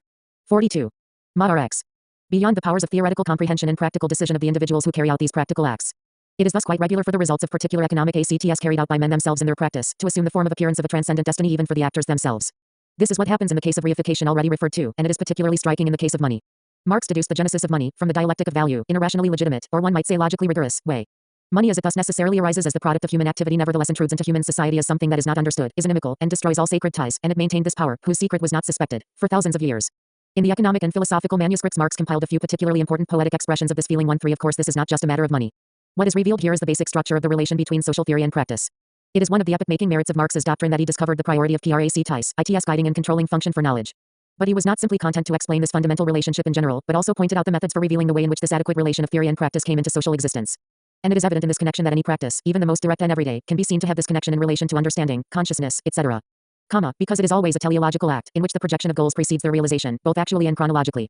This in no way means that knowledge of the social consequences of a particular act is only possible insofar as this is a partial cause of a change in social being in its totality. Human social and economic action releases forces. 43. Ontology. Tendencies, objectivities, structures, etc. that arise exclusively as a result of human practice, even though their nature may remain completely or in large part incomprehensible to those responsible. Thus Marx says of one particular kind of elementary everyday fact, i.e. that the connection of products of labor as values arises from simple exchange, we are not aware of this, nevertheless we do it. 14 Thus the essence of this practice has to be grasped not only at the level of immediate practice, but also where theory is involved. Marx points out in the case of Benjamin Franklin's attempts to discover value in labor, but although ignorant of this, yet he says it 5 points of this kind are of fundamental importance for the economic and its history, and for economic theory and its history, but, in the gradual transition from science to philosophy, they reach beyond the realm of the economic and apply to everything that happens in social being and in consciousness in this respect. Here again the ontological genesis demonstrates its all-embracing scope. If this relationship between practice and consciousness is established in the elementary facts of everyday practical life, then the phenomena of reification, alienation, the fetishization of a misunderstood reality into a self-created counterfeit, no longer appear as puzzling expressions of unknown and unconscious forces within or outside of man, but rather as mediations that are sometimes very widespread in the most elementary practice itself. Marx's presentation of the two specific and qualitatively distinct commodities, money and labor power, provides in full detail a closed and seemingly complete picture of the first truly social production, i.e. capitalism. Together with continuous glances back at more primitive economic formations, the elaboration of the differences serving primarily to throw light on the specifically social character of capitalist production, its substantial and categorical overcoming of the 44. Marx. Natural boundary, from as many sides as possible.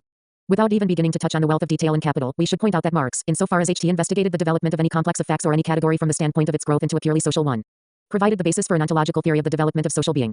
It is very fashionable today to laugh condescendingly at ideas of progress, and to make use of the contradictions that necessarily arise with every development order to render any idea of progress, i.e. any development from an ontologically lower stage to a higher one, scientifically disreputable as a subjective value judgment. Yet the ontological investigation of social being shows that its categories and relations only very gradually, and by very many steps, attained a predominantly social character. We stress the word predominantly, for it is precisely the nature of social being that it can never cut itself completely loose from 111 its basis in nature. Man remains insuperably a biological being just as organic nature has to incorporate an organic in a transcended form. Social being, however, involves a development in which these natural categories, although they never appear, nevertheless retreat evermore into the background in relation to the leading role of categories that can never have any analogy in nature. This is what happens in commodity exchange, where certain forms that are close to nature are replaced by the purely social form of money, simii.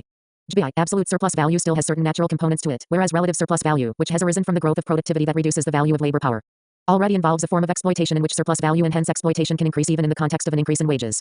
A similar thing, again, happened in the Industrial Revolution, when man and his faculties ceased to be the decisive factors in labor, and human labor itself came. 45. Ontology. To be disanthropomorphized, etc. All lines of development of this kind have an ontological character, i.e. they show in what direction, and with what changes in objectivity, connections and relationships, etc. The decisive categories of economics ever more clearly overcame their originally predominant natural ties, and assumed ever more decisively a predominantly social character. There are of course also categories that arise with a purely social character. This is already the case with value, although because of its inseparability from use value, this is in a certain respect tied to a natural basis, even if one that has been socially transformed. There can be no doubt that a development is involved here, and just as little doubt that a progression can be established, from a purely ontological standpoint, insofar as this new form of social being increasingly comes into its own, in the course of the developmental process. I.e. it is achieved more and more in independent categories, and increasingly maintains its natural forms only in a transcended way. An ontological establishment of progress of this kind does not involve any kind of subjective value judgment.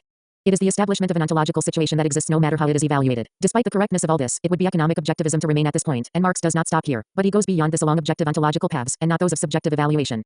Insofar as he presents the dynamic interaction between the economic categories and the objects and forces of social being as a whole, naturally these interactions find their center in the focal point of this being, in man. But even this place of man in the totality of social being is an objective ontological one, quite free of any subjective evaluation of the complex of problems that arise in these processes. This ontological perspective is based on Marx's penetrating conception of 4.6. Marx. Appearance and essence in the process-like totality of social being. Marx's clearest statement of these questions is to be found, and not at all by chance, in his polemic against those who assess this development from a subjective, moral or cultural philosophical standpoint, etc. We can take the contrast between Sismondi and Ricardo that Marx makes in Theories of Surplus Value. In defense of the objective economist Ricardo, Marx says, production for its own sake means nothing but the development of human productive forces, in other words the development of the entness of human nature, an end in itself. The unedifying reflections of Sismondi reveal a failure to understand the fact that, although at first the development of the capacities of the human species takes place at the cost of the majority of human individuals and even classes, in the end it breaks through this contradiction and coincides with the development of the individual. The higher development of individuality is thus only achieved by a historical process during which individuals are sacrificed. 1. The fact that the development of the productive forces is referred back to that of the human species is in no way a renunciation of the objective ontological standpoint. Marx simply supplements the objectively given picture of the development of the productive forces in the economy with a picture that is essentially just as objective of the consequences of this economic development for the men in question. And in indicating the contradiction that is just as objectively present, that the higher development of the human species is only brought about at the cost of whole classes of men, Marx still remains on the ground of an ontology of social being. In which connection it clearly emerges that the essence of the ontological development consists in the economic progress, and that the ontologically necessary and objective contradictions involved in this are its forms of appearance. 4.7. Ontolog Y. Later on in this chapter we shall come on to speak of the further development of the complex relationship of complexes, which reaches right through to the seemingly distant problems of ethics, aesthetics, etc. Which are in reality complicated by many mediations. But even leaving this aside for the time being, the pattern of the first volume of Capital remains highly paradoxical, both in its content and methodology. Again and again, the strict and exact scientifically economic analysis opens out perspectives of an ontological kind on the totality of social being. This unity expresses the underlying tendency in Marx of developing philosophical generalizations out of the facts established by way of scientific research and methods, i.e. thorough ontological foundation of both scientific and philosophical assertions. This unity of solidly based fact and bold philosophical generalization is what gives Marx's Capital its extremely lively atmosphere. A fundamental aspect of the whole edifice fades or even disappears for the reader who is not versed in theory, i.e. the premise of economic abstraction, the abstraction that all commodities are bought and sold at their value. This is moreover an abstraction sui generis. It is based on the real basic law of commodity exchange in society, a law that is ultimately always at work, through all the fluctuations of price, in the normally functioning totality. Hence its effect, both in the discovery of purely economic relationships, as well as in their interrelation with extra-economic facts and tendencies of social being, is not that of an abstraction, and the entire first volume of Capital appears as a picture of the real world. Not as an abstracting thought experiment. Once again, the root lies in the ontological character of this abstraction. It means no more and no less than the isolating accentuation of the basic law in commodity exchange, giving this undisturbed and uninhibited validity, without it being weakened or modified by other structural relationships and processes that are. 48. Marx. Neck S. Riley also at work in a society of this kind. For this reason, this abstracting reduction to the most essential enables all aspects, economic as well as extra-economic, to appear undistorted, whereas an abstraction not ontologically founded or oriented to something peripheral would necessarily lead to the misrepresentation of the decisive categorias. This shows once more the essential point of the method. The manner and direction of the abstractions and thought experiments are not determined by epistemological or methodological, and least of all logical, standpoints, but by the thing itself, i.e. the ontological nature of the material in question. The very construction of capital shows that Marx is with an abstraction, for all the evidence adduced the real world. The composition of capital proceeds by way of the successive integration of new ontological elements and tendencies into the world originally depicted on the basis of this abstraction, and the scientific investigation of the new categories, tendencies and relationships that arise from this. Until finally the entire economy as the primary dynamic center of social being is encompassed in thought before are the next step that has to be taken here leads to the overall process itself, initially conceived in a general way. For even though the whole society always forms the background volume E1 of capital, the central theoretical present only grasp individual acts, even when dealing with such as a whole factory with many workers, with a complex division of labor, etc. Later on the individual processes that been previously considered separately have to be dealt from the standpoint of the entire society. Marx repeatedly stresses that the first thing is an abstract and their formal presentation of the phenomena. In this connection, example the bodily form of the commodities produced was quite a material for the analysis, for the abstract laws plea in the same way to any kind of commodity. It is only 49. Ontolog Y. The fact that the sale of one good in no way necessarily leads to the purchase of another, that indicates the distinctness of the overall process from the individual acts, in the form of an insuperable contingency. It is only when the overall process is investigated from the standpoint of its law, like character, which affects the economy as a whole, that this formal comprehension is no longer sufficient. The reconversion of one portion of the value of the product into capital and the passing of another portion into the individual consumption of the capitalist as well as the working class form a movement within the value of the product itself in which the result of the aggregate capital finds expression, and this movement is not only a replacement of value, but also a replacement in material and is therefore as much bound up with the relative proportions of the value components of the total social product as with their use value, their material shape. 1.7. This particular problem, which is of course a central one, already indicates that the path from the processes to the overall process in no way involves any further level of abstraction, would seem to be supposed by modem habits of thought. But on the contrary, a cancellation of certain limitations of the abstraction, the beginning of an approximation into the concreteness of the conceived totality. It goes without saying that here, too, we cannot undertake a detailed summary of the second volume of capital. All we can do is to illustrate the most important basic problems of the stage from the standpoint of their ontological importance. The overall process of economic reproduction is the unity of threat processes with three different levels. The circuits of money capital, of productive capital and D of commodity capital are its component parts. Once again, we must stress at the outset that here, too, it is not a question of dissecting a process purely methodologically, but rather that three real economic processes actually combine into one united process. 5.0. Marx. The conceptual dissection is no more than a reflection in out of three processes of reproduction, of industrial the content, elements, stages and succession of the three processes are in all cases the same. Their essential distinction, however, is where they begin, and where they cease once the particular process of reproduction is concluded. The continuity of the process of social reproduction is certainly not mediated here. On the one hand, every ending is equally the beginning of a new circuit, while on the other hand, the three processes are intertwined together and their unitary movement is what forms the overall process of reproduction. If we combine all three forms, all premises of the process appear as its result, as a premise produced by it itself. Every element appears as a point of departure, of transit, and of return. The total process presents itself as the unity of the processes of production and circulation. The process of production becomes the mediator of the process of circulation and vice versa. The reproduction of capital in each one of its forms and stags is just as continuous as the metamorphosis of these forms and the successive passage through the three stages. The entire circuit is thus really a unity of its three forms. The analysis of these circuits results in the most important proportional relation of capitalist society, destroys without a great deal of polemic the immediate idea of capital as a thing like objectivity, and shows capital as a relation, whose specific mode of existence is uninterrupted process. So that the proportionalities arising here appear quite transparently, Marx carries out a new abstraction to replace the abstractions of the first volume, insofar as he selects as a starting point simple reproduction without accumulation. In order to use the K knowledge obtained from this to go on to deal with true reproduction on an extended scale, to assess 5.1. Ontology. Marx's method correctly, it must be stressed that here, too, the abstraction in question is one that itself forms part of the real world, and which thus provides a basis for reflecting the real process in its true determinations, even though is later needs supplementing. Just as did the abstraction of the first volume, as far as accumulation does take place, simple reproduction is always a part of it, and can therefore be studied by itself, and is an actual factor of accumulation. 1.9 In the transition to reproduction on extended scale, Marx gives up this abstraction, but there still remains the abstraction, in relation to the real process, that no attention is paid to the increase in productivity. This is all the more striking, insofar as when the abstractions are abandoned in the third volume, this problem is constantly treated as an autonomous aspect of the concrete theory of the overall process. It is of course possible that Marx's views on this point will become clear when the entire text of Capital is published.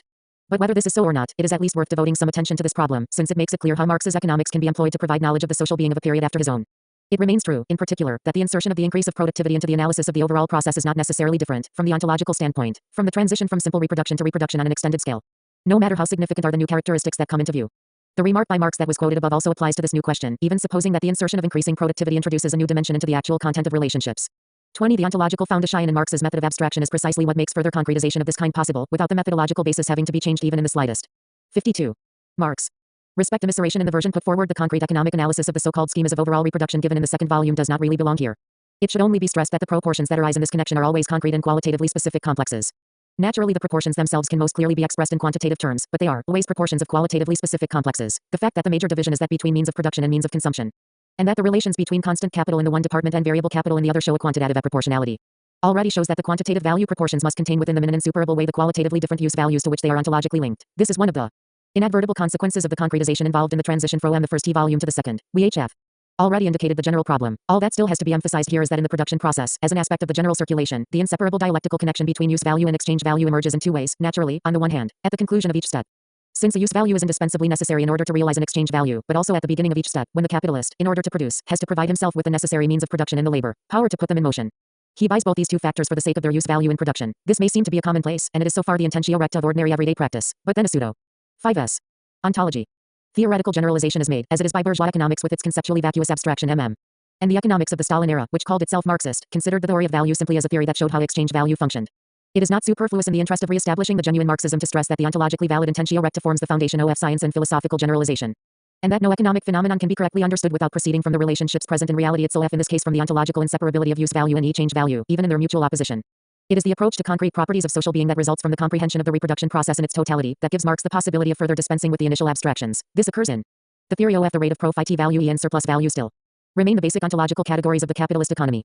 At the level of abstraction of the first volume, it suffices to establish that only the specific property of the commodity labor power is able to create a new value, whereas means of production, raw materials, etc., merely retain their value in the course of the labor process. The concretization of the second volume provides an analysis of the overall process, in many respects still on the same basis, insofar constant capital, variable capital and surplus value figure as elements in the circulation process. Here the fact comes into play that in the general process considered P rely in its generality, thus deliberately abstracted methodologically F on the individual acts that compose it, the law of value retains its validity unaltered. This again is an ontologically correct and important fact, for the deviations from the law of value necessarily cancel each other in the totality. In 54. Marx.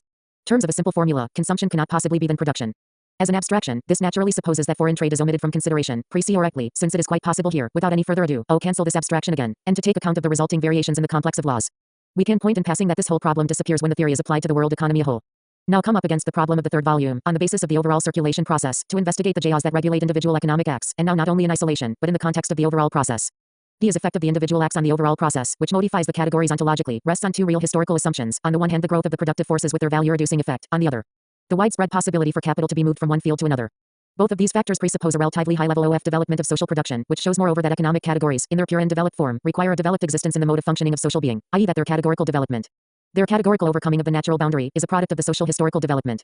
But even under these circumstances, the formation of the rate of profit as a determining economic category is neither a mechanical law independent of human economic activity, nor the direct product of this activity.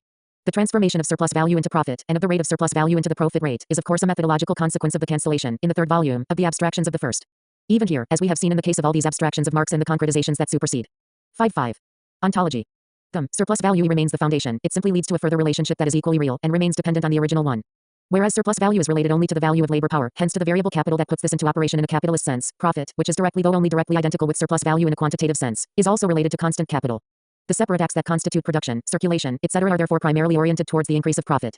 The development of the productive forces, a phenomenon which necessarily first appears in particular places, now produces in these cases an additional profit, which naturally becomes the goal of the teleological acts of the individual producers. For a decrease in the value of the product that is achieved in this way enables the commodity to be sold above its value, while still more cheaply than it is sold by other producers. When a stage of development is reached which permits capital to be shifted from one field to another more or less at will, the former phenomenon does not lead to any lasting monopoly, but rather to a reduction in the price corresponding to the largest decline in value affected by increased productivity. Thus the possibility of this movement of capital produces on the one hand an average rate of profit, while on the other hand this movement gives rise to a tendency for the rate of profit to fall, precisely as a result of the growth of the productive forces. The exact way in which Marx depicts the tendential character of this new law is a purely economic problem which we need not go into here.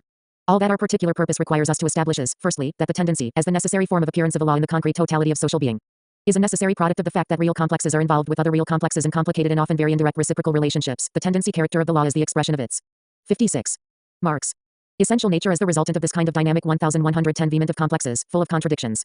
In the second place, we note that although the falling rate of profit tendency is certainly the end product of individual teleological acts, and therefore conscious projects, its content and direction, etc., produce the very opposite of that which is aimed at, both objectively and subjectively, in these acts. This elementary and necessary basic condition of social and historical human existence and activity appears here in a precisely controllable and factual form, once economic relationships are conceived in their dynamic and concrete totality. It is clear again and again that men certainly make their own history, yet the results of the historical course are different, and often the opposite, from what the human will, which can be eliminated neither as an individual nor as a general factor, intends. It is also the case here that the phenomenon of an objective progress emerges within the overall movement. The fall in the rate of profit presupposes a change in the value of products as a consequence of decline in the labor socially necessary to produce them. This has the further meaning of a rise in man's domination of natural forces, and his capabilities, and a decline in teamy socially necessary for production. The other great complex involved in the dissolution of abstractions and establishment of concrete complexes in the third volume is the social distribution of the surplus value become profit. In the abstractions of the first and second volumes, there are simply industrial capitalists and workers confronting one another. Even where commercial and money capital appear to be involved in the circulation process, in volume 2, it is only their place in the overall movement that is depicted, and this is still regulated by the yet differentiated categories of value and surplus value. It is only in volume 3 that commercial and money capital assume their concrete role in the distribution. 57. Ontology. of profits. Even here, the ontological priority of surplus value as previously depicted in its single rule proves itself to be unsurpassable, since this is the only point at which new value arises.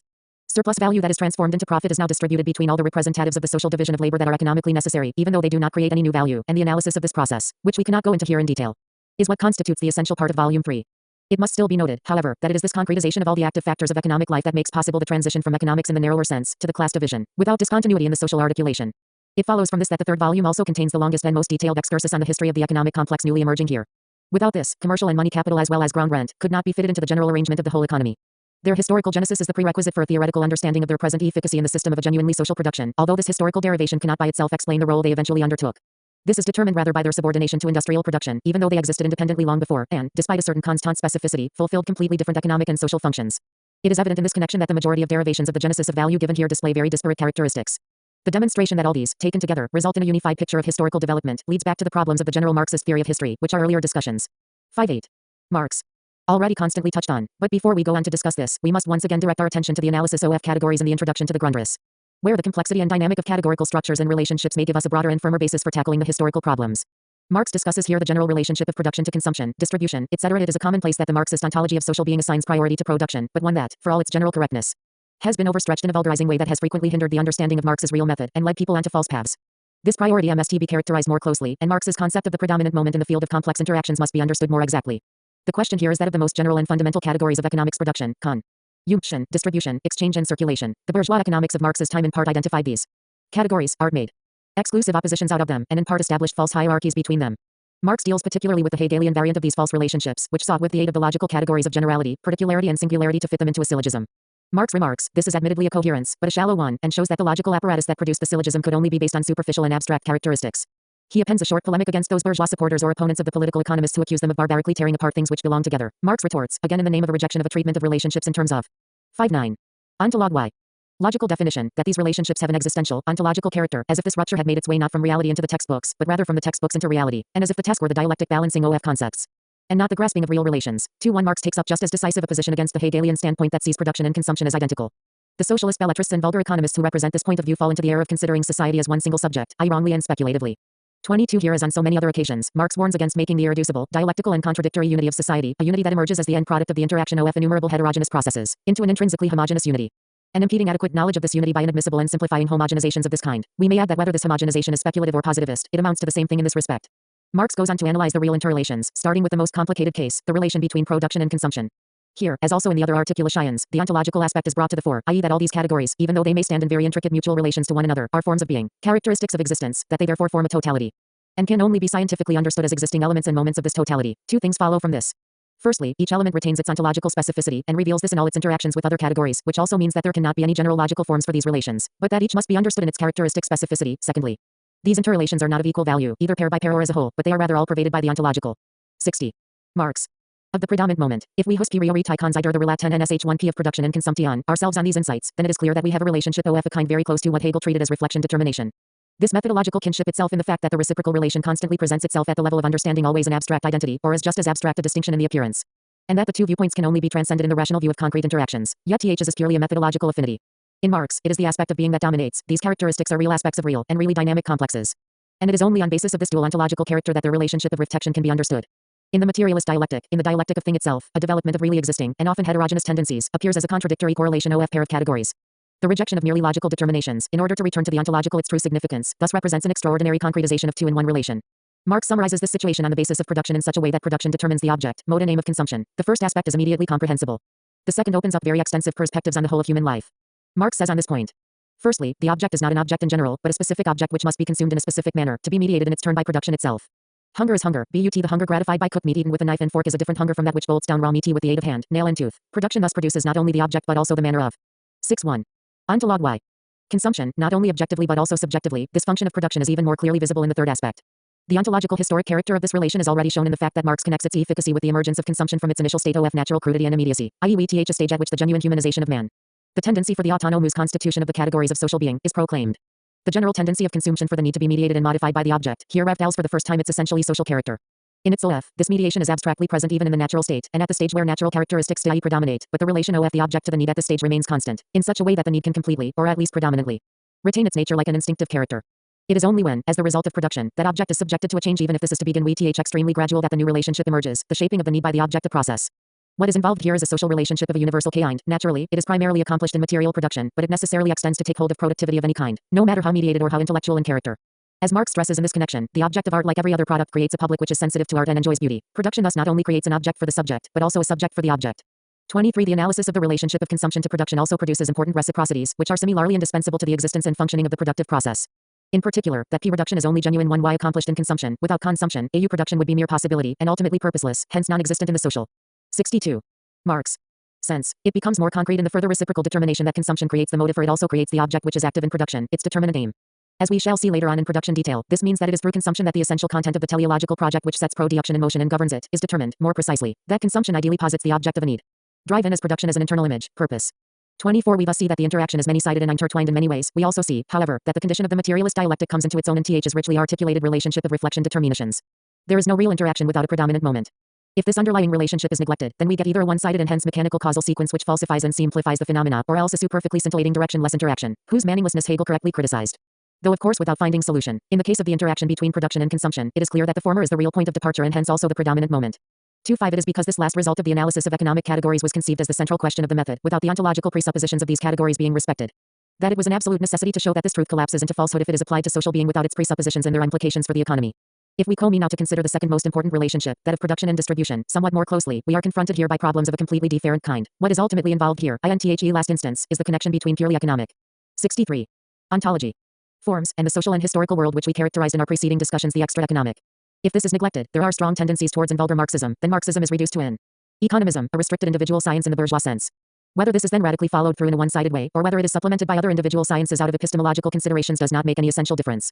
In both cases it results in a break with the ontological unity and specificity of social being, and hence with the unitary dialectical materialist science and philosophy the most suitable method of comprehending it. By elaborating the connections between production and distribution, Marx brings the dialectical opposition of the economic and extra-economic into an organic and law-like relationship with the science of economics, in particular. This involved a break with the generally dominant vulgar conception of distribution. In this, distribution appeared simplified distribution of products, and therefore seemed completely independent of production. But before distribution can be the distribution of products, it is the distribution of the instruments of production, and, which is a further specification of the same relation, the distribution of the members of the society among the different kinds of production. The distribution of products is evidently only a result of this distribution, which is composed within the process of production itself and determines the structure of production. 26. The false appearance corresponds to the viewpoint of the individual, who is directly subject here to the operation of a social law that determines his position in society, in production. A similar appearance exists also for the society as a whole, insofar certain historical events, such conquests, can in certain circumstances reform or transform the relations. 64. Marx. Distribution in the above Marxian sense. There is no but that, in cases OFTH's kind, conquest frequently question gives rise to a new distribution. Either the conquered apply to the production conditions of the victors, or our subject else the mode production is made more severe by means tribute, or finally the interaction may lead to something new. All these variants seem attributable purely to extra economic forces. Concrete examination shows, however, that the mental tendency of the underlying relations production always determines the way in which these reciprocal relations between distribution conditions that have arisen from extra economic reasons work themselves out. So that production plays the role of the predominant moment. Whatever may be the immediate relations of pure power, the fact remains that the men who represent these or who are subjected to them are men who have to reproduce their own life under definite concrete conditions, who accordingly possess definite aptitudes, skills, abilities, etc. And WHO can only but have and adapt accordingly. So if a new distribution of the population takes place from extra economic power relations, then THs is never independent of the economic inheritance of the past developments. And a durable settlement of the future economic relations necessarily arises from an interaction between the human groups who are stratified in this way. If Marx attributes the function of the predominant moment in such interrelations to the mode of production, we must avoid understanding this in the sense an economist practices or utilitarianism.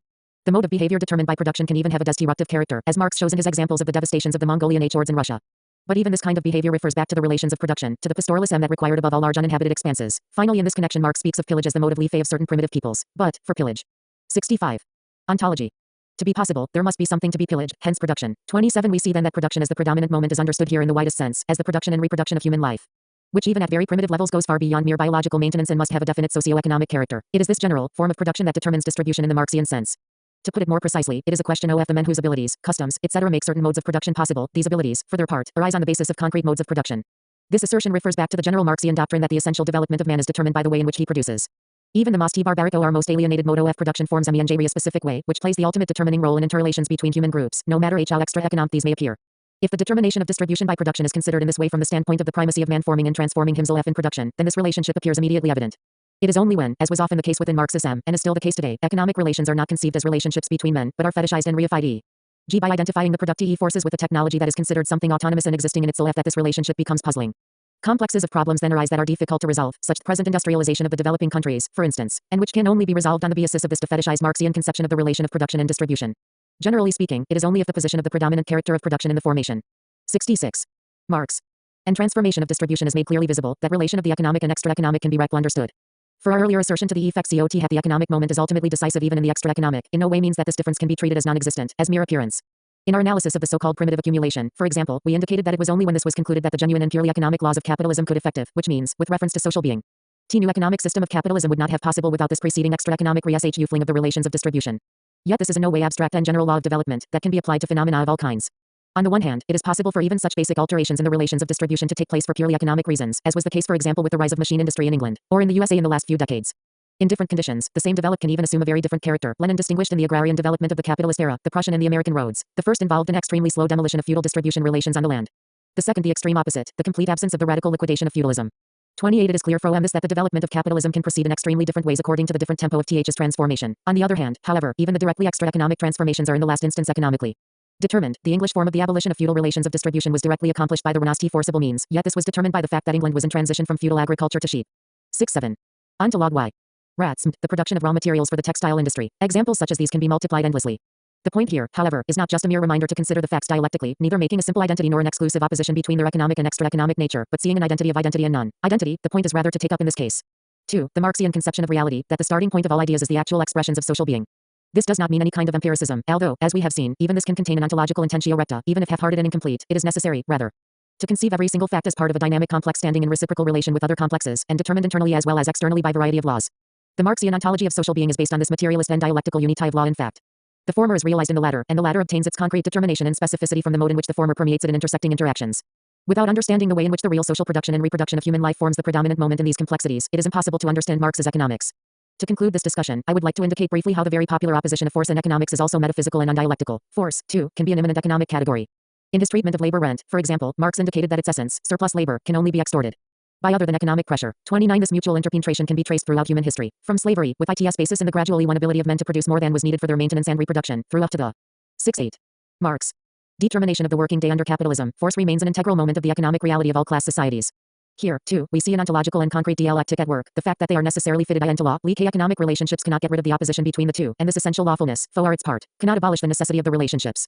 Once again, we see that the correct ontological conception of being must always proceed from the primary heterogeneity of the individual elements, processes and complexes, and must grasp the compulsory character of their intimate and penetrating correlation in every concrete and historical social totality. Every time that we speak of a linkage of this kind, of heterogeneous and opposing complexes, we must pay attention to the concreteness of its comprehension and thought, and warn against an abstract lawfulness as well as of a just as abstract uniqueness. At the level of our discussion so far, the demand for concreteness still remains an abstract and purely methodological postulate, and we have not yet attained the concreteness of the thing itself. The cause of this abstractness in the fact that up to now, in order to elaborate the most important and most general characteristics of Marx's ontology of social being, we have not given sufficient weight to net of its most decisive dimensions, the historicity of this being a whole. In the sum of its parts, their relations towards one another, and their transformation as a result of changes in totality and the complexes composing it, though of RSE we have not completely eliminated this ontological significance, which would be impossible. This lack has now to be made up, which is the task of the following section. 3. Historicity and theoretical generality. In all our ontological discussions up till now, the historicity of any social being was implicitly assumed as an existential. 69. Ontology. Determination, thought the whole as well as in detail. We already referred to this aspect when dealing, for example, with the young Marx's conception of the universal unitary science of history, a conception that he never abandoned. Yet we believe that this half-expressed actuality of the historical is not a sufficient basis for grasping the specific ontological problems of social being. It is necessary, rather, for at least the most important categories and categorical relations to be confronted in thought, which the historicity that is inherent in them. History is an irreversible process, and it therefore seems natural to start the ontological investigation of history with the irreversibility of time. It is evident that we have here a genuine ontological relationship. If this characteristic of time were not the insuperable foundation of any existent then the problem of the necessary historicity of being could not even arise. Certainly, the reversibility of many processes of inorganic being is not thereby abolished, which already indicates that it is impossible to get to grips with the real problem here in terms of an immediate relation site. For the irreversibility of certain physical processes can in no way be deduced simply from the abstract irreversibility of time. These processes do exist, but they can only be understood in terms of concrete material procedures and relationships. They certainly take place in time, but so do the reversible processes, and with just the same lawfulness. Even the profound partial truth of Heraclitus saying that one can never step twice into the same river is based on the never interrupted movement of matter, on the basic ontological fact that motion and matter form two sides and two moments of the same relationship of substantiality. The dialectical correction of this genial partial truth can only consist in seeing substantiality itself as the basic principle. The fact that Heraclitus himself saw this relationship in no way alters the state of affairs. 70. Marx. It is no accident that we have brought in here the substance, for there has been a movement in philosophy ever since the beginning of the 19th century to eliminate substance from the view of the world. We are not so much referring to Hegel in this respect, since his tendency to transform substance into subject ultimately aimed not at substance from philosophy, but eliminating the concept or rather of conceiving it as dynamic, historical, and bound up with the subject of the human race. Even though this attempt itself was questionable enough, but this conception had no widespread and lasting effects. With neo-Kantianism and positivism, however, an epistemologically oriented dissolution of the concept of substance was proposed. Cassirer's contrast between the concepts of substance and function served here the program for both positivism and neo-positivism. These tendencies seem to be based on the achievements of recent knowledge, particularly in the natural sciences, and thus contained much that was correct in their criticism of the old concepts of substance, vulgar materialism, utilism in biology, etc.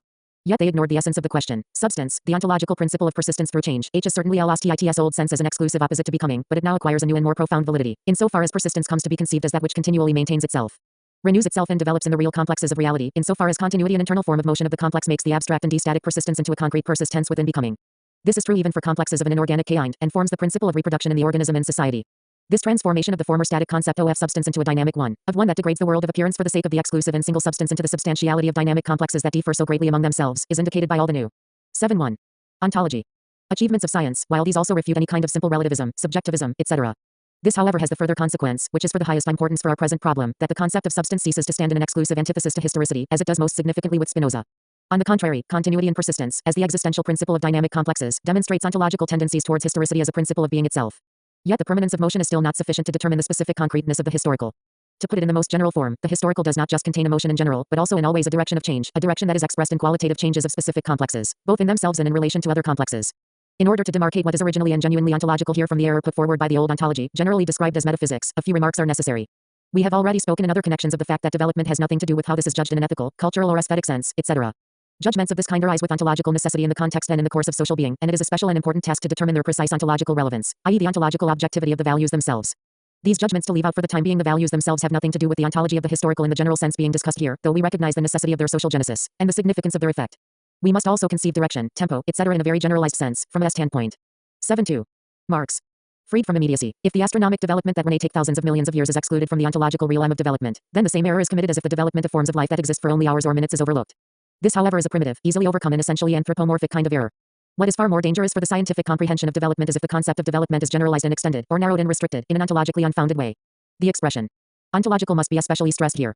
For there are important cases in which the intentio recta of everyday experience can undoubtedly indicate facts of development long before it has been possible to base these scientifically. The most significant example of this situation is certainly the phylogenetic development of species, which was known for a long time in the practice of animal or plant breeders, before any attempt was made to understand it scientifically.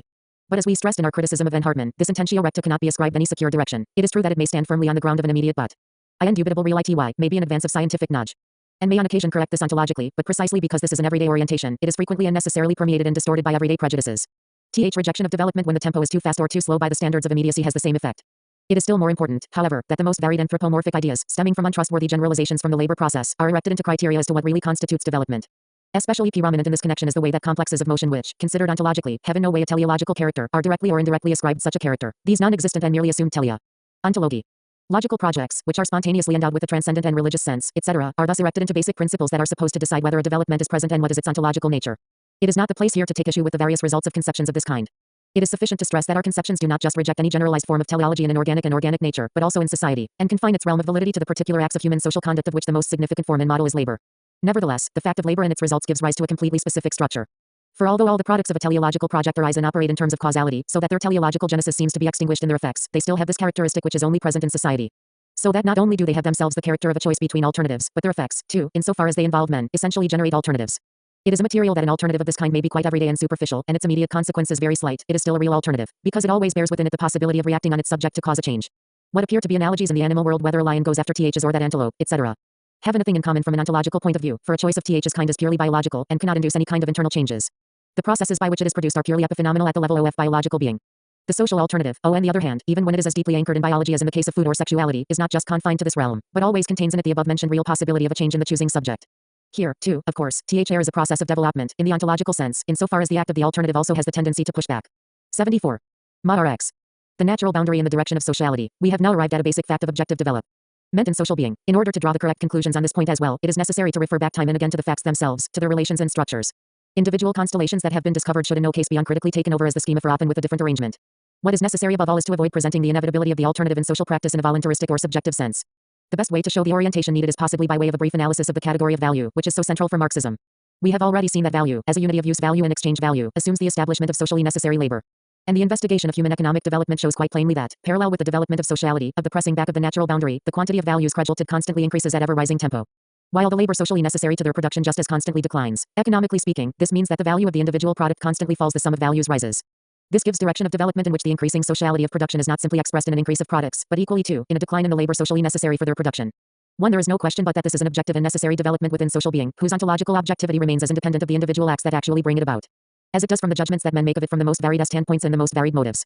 We are, thus, confronted with an objective ontological fact of the intrinsic developmental tendency of social being. It is an important ontological characteristic of economic value and the tendencies of its development that it is possible. 7.5. Ontology. To establish the objectivity of a development of TH's kind, its complete independence of the value judgments made by men. It is necessary to stress this objectivity, although or rather because it does not by a long way suffice to depict the ontological phenomenon itself. Its description value in virtually all languages is in no way accidental.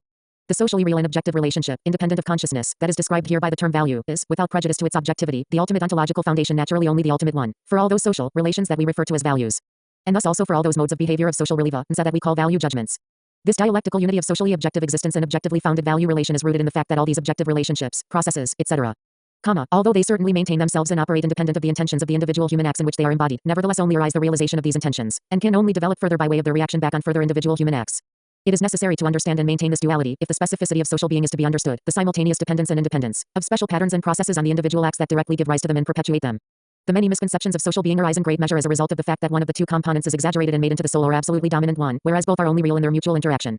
Marx says, men make their own history, but they do not make it just as they please. They do not make it under circumstances chosen by themselves, but under circumstances directly encountered, given and transmitted from the past. 2. What Marx is particularly concerned with in this passage is the influence of tradition. It is clear, however, that the concept of circumstances is understood philosophically in a 7.6. Marx. Very general sense, for there are no alternatives that are not concrete ones, they can never be separated from their hayat, yet it is precisely on account of this concreteness, which results from inseparable collaboration between the individual man and the social circumstances of his action, that each particular alternative act receives a series of general social determinations, which quite independently of conscious intentions give the original act further consequences, and give rise to similarly structured new alternatives, to causal chains whose regularity necessarily goes beyond the intentions of the alternatives themselves. The objective regularity of social being is thus inseparably bound up with individual acts of an alternative character, but it also possesses a social stringency that is independent of this. This independence, however, is again a dialectical one. It is significantly expressed in the dialectic of appearance and essence. The dialectical reciprocity between the individual, the subject of the alt ade, and the general, the social like, creates a more manifold and variegated series of phenomena. Precisely because the social essence can only reveal its appearance via the medium of ultimately individualized man. What we still have to indicate briefly here is a further structural problem of social being that H's decisive effects on this characteristic of the relation of essence and appearance, the reflection determination between whole and part. The general ontological situation already undergoes a qualitative change in this respect between the inorganic and the organic realm. It may be questioned, and I believe not without a certain foundation, whether the 7.7. Ontology. Organs of animals should be conceived as parts. These parts certainly possess a specification and differentiation, a life of their own which has at least a certain relative independence, such as would be impossible in the inorganic world. But since they can only east and reproduce their relative independence in and as a consequence of their function in the total organism, they still express, at an ontologically more developed stage, the reflection relationship of the part to the whole. In social life this situation undergoes a further development. What in biological existence at least in its immediate form was the whole, the self-reproducing organism, becomes here a part of the social world.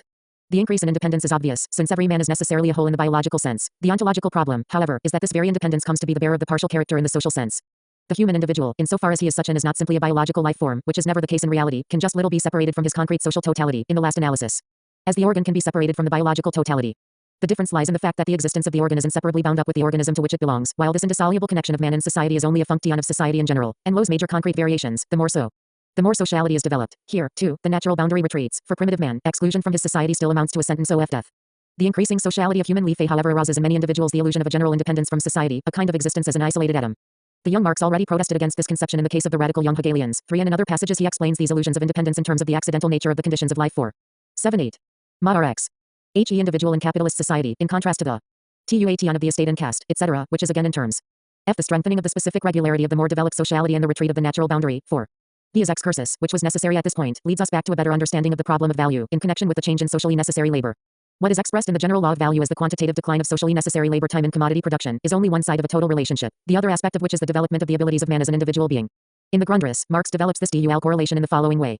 ITIE value, as represented by wealth, GL, appears in all forms in the shape of a thing, be it object or be it a relation mediated through the object, which is external and accidental to the individual. In fact, however, when the Limited bourgeois form is stripped away, what is wealth other than the universality of individual needs, capacities, pleasures, productive forces, etc., created through universal exchange? The full development of human mastery over the forces of nature, those of so-called nature as well as of humanity's own nature? The absolute working out of his creative potentialities, with no presupposition other than the previous historic development, which makes this totality of development, i.e. the development of all human powers such the end in itself, not measured on a predetermined yardstick, where he does not reproduce himself in one specificity, but produces his totality, strives not to remain something he has become, but is in the absolute movement of becoming. 5. Is clear that what we are dealing with here is an essentially objective development, but just as clear, too, that the fact that arises and develops here, the unfolding of human abilities and needs, forms the objective foundation for all. 7.9. Ontology. Value, and for its objectivity. It is only possible to speak of value in the context of social being, even though development in an organic and organic being produces more developed forms, it would be mere words to describe the developed form as value. It is only insofar as the development of social being in its ontologically primary form, in the area of the economy, produces a higher development of human abilities, that its resultant, as the product of the self-activity of the human race, has a value character which is bound up with its objective existence and is inseparable from it. If any value whatsoever is investigated for its ultimate ontological foundation, then we unfailingly come up against the development of human abilities as the orientation governing it, as its adequate object, and this as the product of human activity itself. If we ascribe to labor and its consequences for the existence of man a priority over other forms of activity in Th's regard, then this is purely in an ontological sense. In other words, labor is particularly from a genetic point of view the starting point of the humanization of man, for the extension of his abilities, among which self-mastery is something that can never be forgotten. It is moreover for a very long space of time the only area of this development, and all other forms of human activity which are linked to various values can only appear in an independent form when labor itself has already reached a relatively high level. We cannot investigate here how far these remain linked to labor even at a later stage. What matters here is simply this ontological priority, which, as we must ever repeat, has nothing to do with any hierarchy of values. It is simply that all values are based directly or indirectly on that which, in human terms, arises in and through labor, and precisely constitutes the realm of the human. Our problem is not yet exhausted with this establishment. 80. Mod Rx. F. Is no accident that in the ontological relationship, it, as T excursus we dealt with the relation of appearance and essence expressly in the social sense. The problem of value would be much simpler if this relation did not express itself in highly paradoxical and contradictory ways, indicating that we are dealing here with a central, extremely typical and characteristic relation within social being.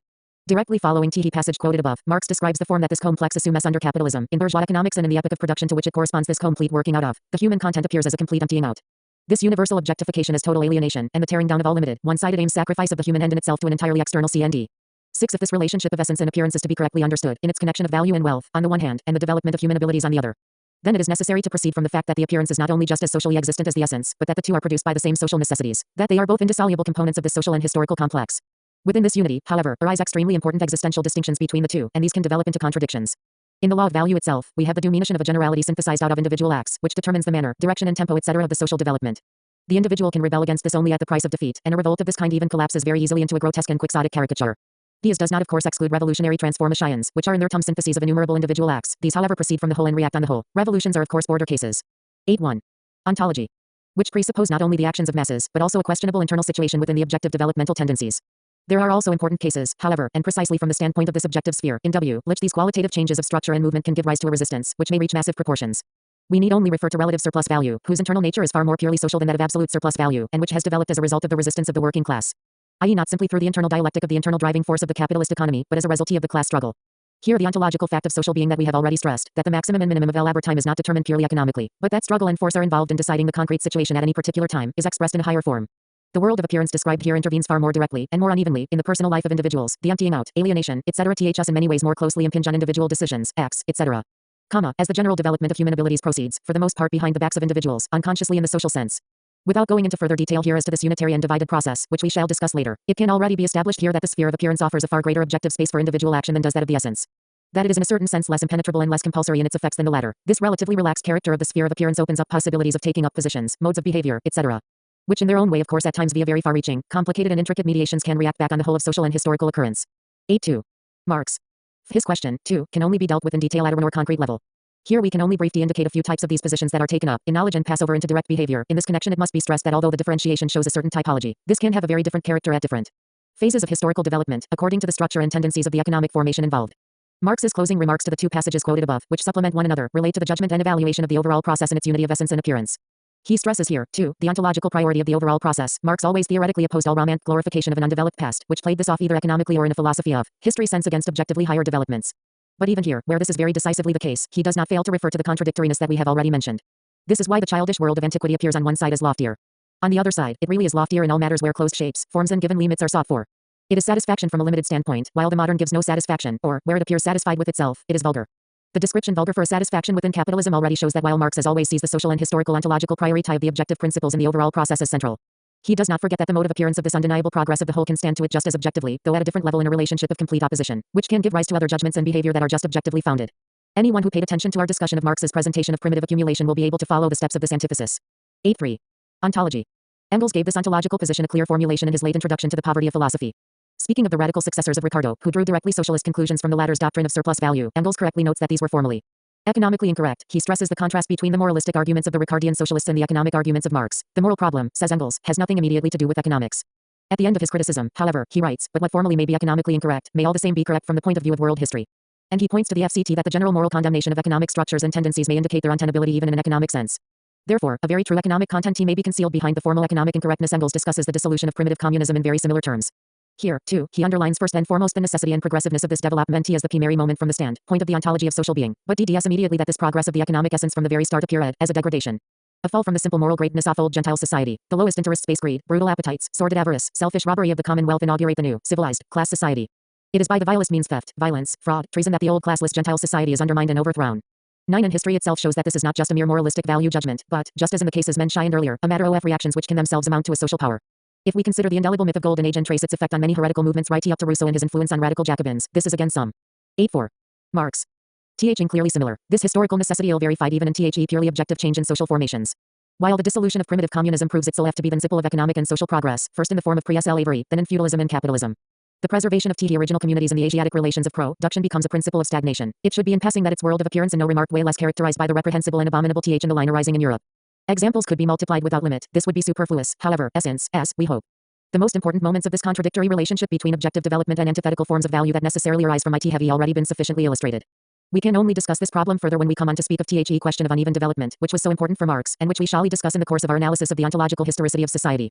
Everything that has been discussed here simply forms a part of this complex of questions that is of such central importance for Marxism. The preceding considerations, despite their very introductory and incomplete character, at least indicate very important and fundamental facts, the way that forms of relationships such as development, progress, etc. are linked up with the ontological priority of complexes over their elements. History can only have the character of a complex, since the concrete components out of which it is composed, such as structure, structural change, direction, etc., are only possible within such complexes. So long as the atom was conceived of as an elementary and indivisible entity, then not only the atom itself, but also the mutual interaction of such entities, had to remain ultimately unhistorical. It is only since modem. 85. Ontolog Y. Physics has discovered he to head dynamic complex that it is possible to SP1 ACOF canune processes within it. The situation is similar as far as all knowledge of the inorganic. Period.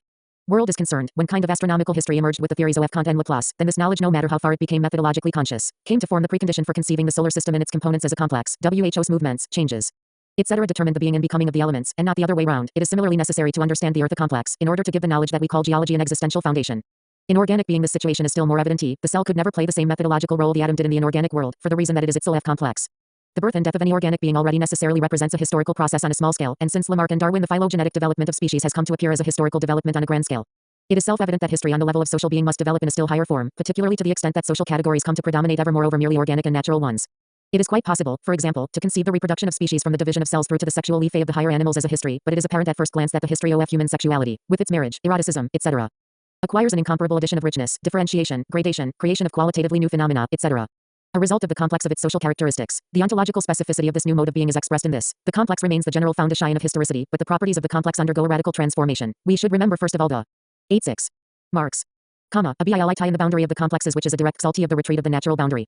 Important are difference in the stability of complexes between an organic and inorganic nature may be. They both have the decisive Ornament feature that they are naturally given once and for each complex exists with its historical development only long as it retains its naturally given form, and its dynamic is only possible within this givenness. The birth and death of the higher organisms clearly express these restrictions. The complexes of social life, on the other hand, as soon their naturalness is overcome, have a being that, it certainly reproduces itself, yet increasingly goes beyond the simple reproduction of the originally given conditions. Reproduction on an extended scale can certainly have social limits in the relations of production, but it is qualitatively different from that cessation, decline, and is represented in the organic by old age and death.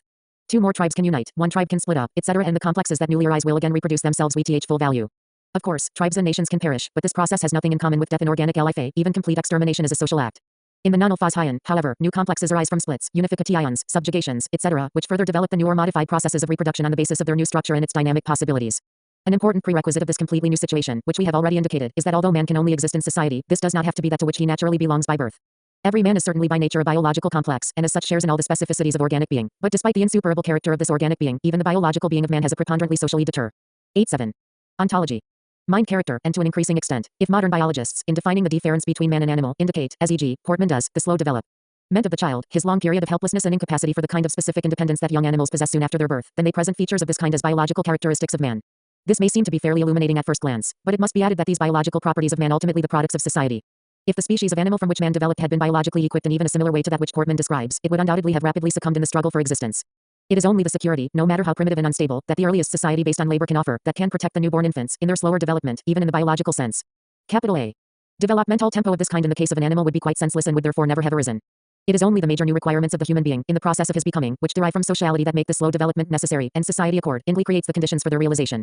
The fact that this is only fixed biologically in the course of several tens of thousands of years, in no way alters the social character of this genesis, no more than it affects the fact that, once this biological property of man is fixed as an inherited characteristic, there can be a never further postponement of the mature condition as a result of the growing demands of social being, without specifically biological changes. A simple glance at forms of society that are even a little primitive in comparison to the present shows this tendency very clearly. It cannot, of course, be the task of these discussions to criticize in detail problems of biology, but since the 88. Marx. Biological being of man constitutes a fundamental moment of the ontology of social being, and since pre-Marxist thought distorts the understanding and correct conception of social by way of an impermissible biologization of social categories, which are generally constructed simply by formal analogies, the list of these attempts goes from the partisan aristocratic fable of Menenius Agrippa through to Spengler, etc. It is necessary to give at least one example of the untenableness of such a method. Here, already, it is shown to be a fundamental structure of social processes that they directly proceed from alternatively determined teleological projects of individual men, which, however, as a consequence of the causal sequence of teleological projects, due into a contradictory but unitary causal process of social complexes in their totality, and in general give rise to law-like relationships. The general economic tendencies that arise in this way are thus always themselves achieved syntheses of individual acts that result from the social movement itself, and henceforth acquire through this a kind of purely social and economic character. Of such a kind that the majority of individual men, without needing to have a clear consciousness of this, react to the typical circumstances, constellations, chances, etc. of their time in a typically adapted way. The synthesizing resultants of movements of kind build themselves into the objectivity of the overall process. It is a well-known fact that a relationship of this kind between individual movements and the overall process that they constitute provides the existential foundation for what is called statistical method. In physics, it has been self-evident since Boltzmann that the characteristic phenomenon is to be seen in complexes of movements of this kind, whereas it is a material for his classic discovery how the individual molecular movements, which Boltzmann considered as intrinsically knowable, are arranged. Their deviations from the average produce what the mathematical formulations of 8-9. Ontology. Statistical laws called distribution, if these relationships are considered antitheses of simple ontological facts. Then the long-reigning conception happily represented nowadays only by a few lone wolves of mathematically fetishized NCO positivism in which statistical laws or tendencies are placed in opposition to causality, appears a pure absurdity.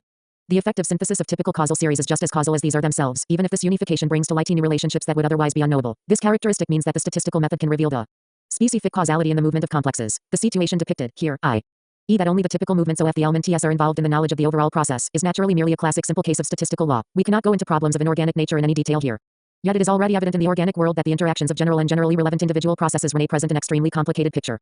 This is still more acute in social being, element of economic for the simple reason that man as the end social relationships is himself a complex process, whose own movements, even if of no direct practical relevance for the specific laws of economic development, may still not be a matter of indifference for the development of society as a whole. It is pertinent here, though this can only be concretely investigated in the second part, that the elements of as society do not just include men specifically determined complexes, but that society is also made up of cross-cutting, as coalescing and contending partial complexes such institutions, socially determined associations of men, etc.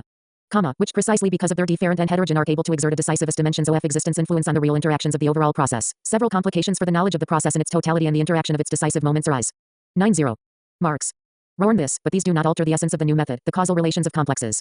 The complications merely have the consequence that these methods, which are comparable to the statistical in their ontological foundation, cannot in all cases be exclusively or predominantly elaborated in terms of quantitative statistics, but frequently need to be supported, supplemented or even replaced by one qualitative analyses of the real connections. There can be no doubt that the knowledge of complex motions of this kind is generally greatly promoted by their mathematization.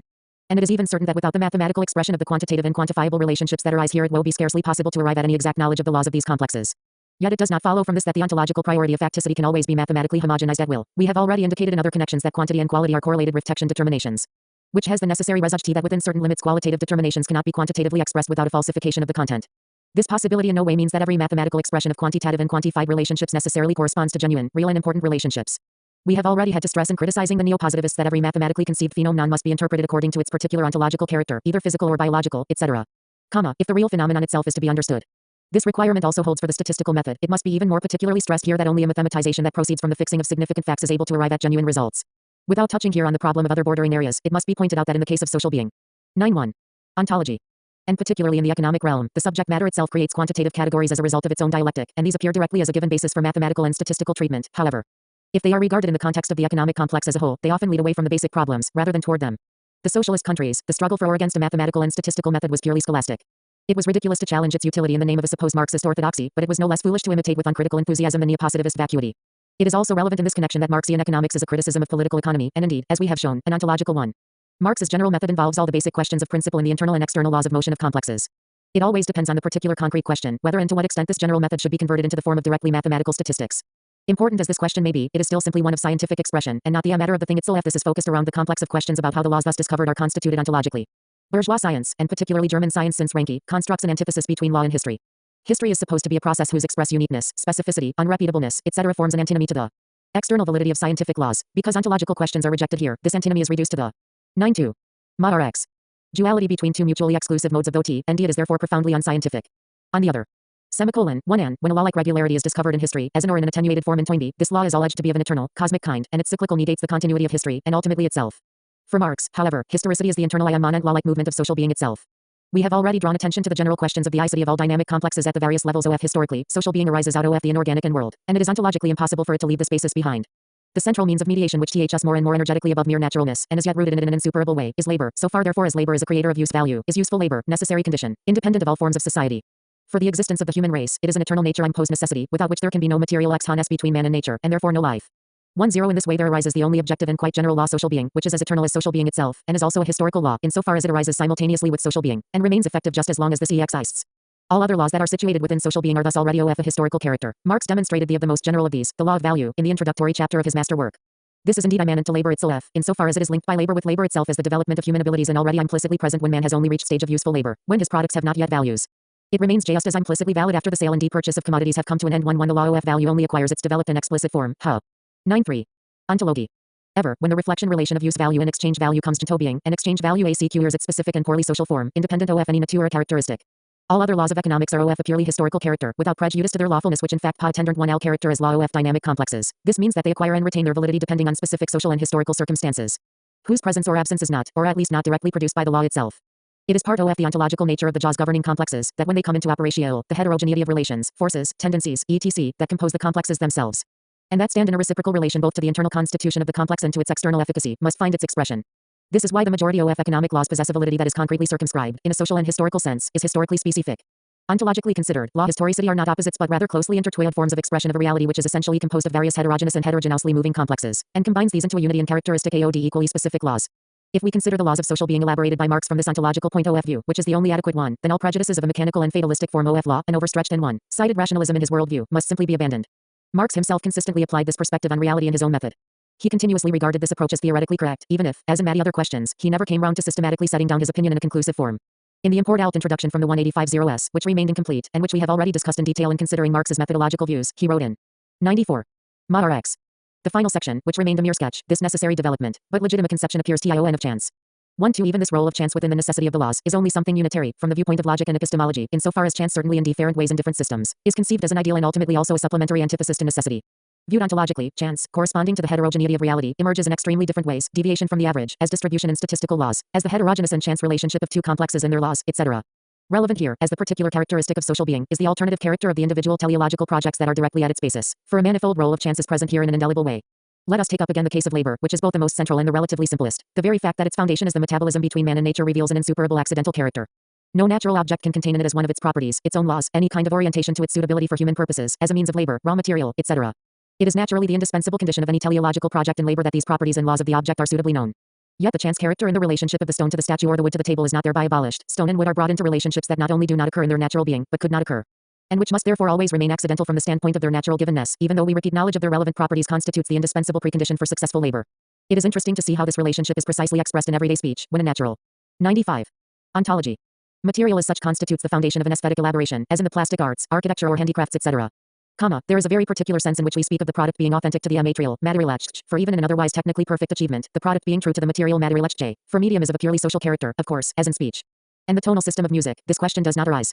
This manifold relationship between labor and its natural foundation becomes still more intense as a result of the fact that labor, i.e. its technique, is determined by the capacities and knowledge of men on which it is based, i.e. purely socially.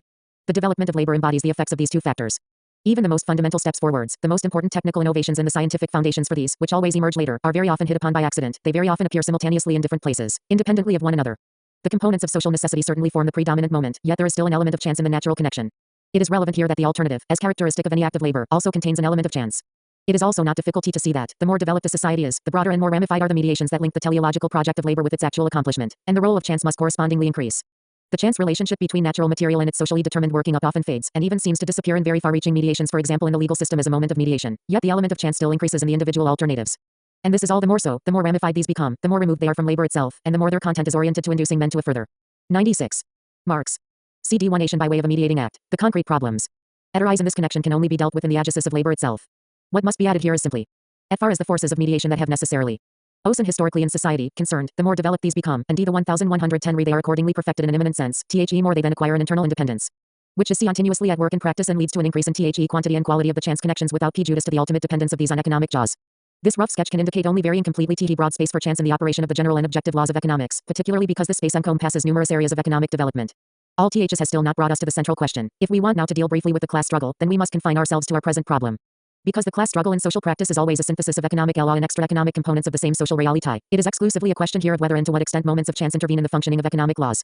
We have already indicated in several places that the space for extra economic forces is created and invested by the economy itself. What this involves above all, as far as the interaction of the economy and extra economic force is concerned. Two things. Firstly, the economic laws eventually work themselves out, even if by detours that are perhaps caused by an unsatisfactory outcome of the action of classes, the succession and progression of economic formations, and the possible forms of class struggle that result from this are strongly 9.7. Ontology. Determined in their broad and fundamental tendencies by the general laws of the economy. Secondly, however, this determinacy cannot adequately extend to particulars, the individual conflicts that arise. The major and multiform space of accident that we have sketched out does not only influence the decision of individual alternatives and collisions, but it has a far more important role in the overall process. Insofar as the operation of general economic laws can take place in very different and even opposing ways, without their basic character being altered, these ways can then react back on the class struggle, which is in turn not without influence on the manner in which the general economic laws are realized, etc., etc. We need only think of how the rise of capitalism in England and France had quite different effects on agrarian relations in the two countries. This led to the bourgeois revolution taking place in quite different forms, which in turn contributed to the development of different structural forms in the capitalism of the two countries. 1. The ontological analysis thus gives rise to a situation that appears paradoxical for logic and epistemology, and which, so long as we investigate it simply on the basis of these disciplines, can lead and has led to apparently unsolvable antinomies, ontologically considered, however. These given forms of interactions and reciprocities in social being can be understood very simply. The difficulty arises from the logical and epistemological conception of law and rationality. Seen ontologically, law simply means that within an existent complex, or in the reciprocal connection of two or several such complexes, the actual presence of definite conditions necessarily carries with it definite consequences, at least tendentially. If man succeeds in observing a relationship of this kind, and fixing in thought the circumstances under which it is necessarily repeated, then it is called rational. If many relationships of this kind are established, as already happened relatively early on, then a conceptual apparatus. 98. Marx. Dually arises in order to comprehend them and express Gr. Thurn as exactly as possible. It cannot be our task here to discuss this development, even just by way of indicating it. It must be noted, however, that the more exactly this conceptual apparatus is constructed, particularly in the case of mathematics, geometry and logic, and the more successfully it functions in many individual cases, the stronger grows the inclination to ascribe it, with the aid of extrapolations, a NEL significance that is independent of the facts of the real world, and even lays down the law to them. It should not be forgotten that the generalized application of magical rights, formulae, etc., to whole different groups of phenomena because of analogies in their conceptual structure, already displays a certain similarity to this extrapolation. This gives rise to the attempt, that is never completely successful, to comprehend the whole of reality, nature as well as society, as unitary and rational connection, and to ascribe the inability to practically fulfill this attempt simply to the incompleteness of present knowledge. A logical and epistemological conception of the laws governing factual relations and processes gives rise to a view of the world that is sometimes described as rationalist, and which has been expressed in different epochs in numerous important and influential philosophies.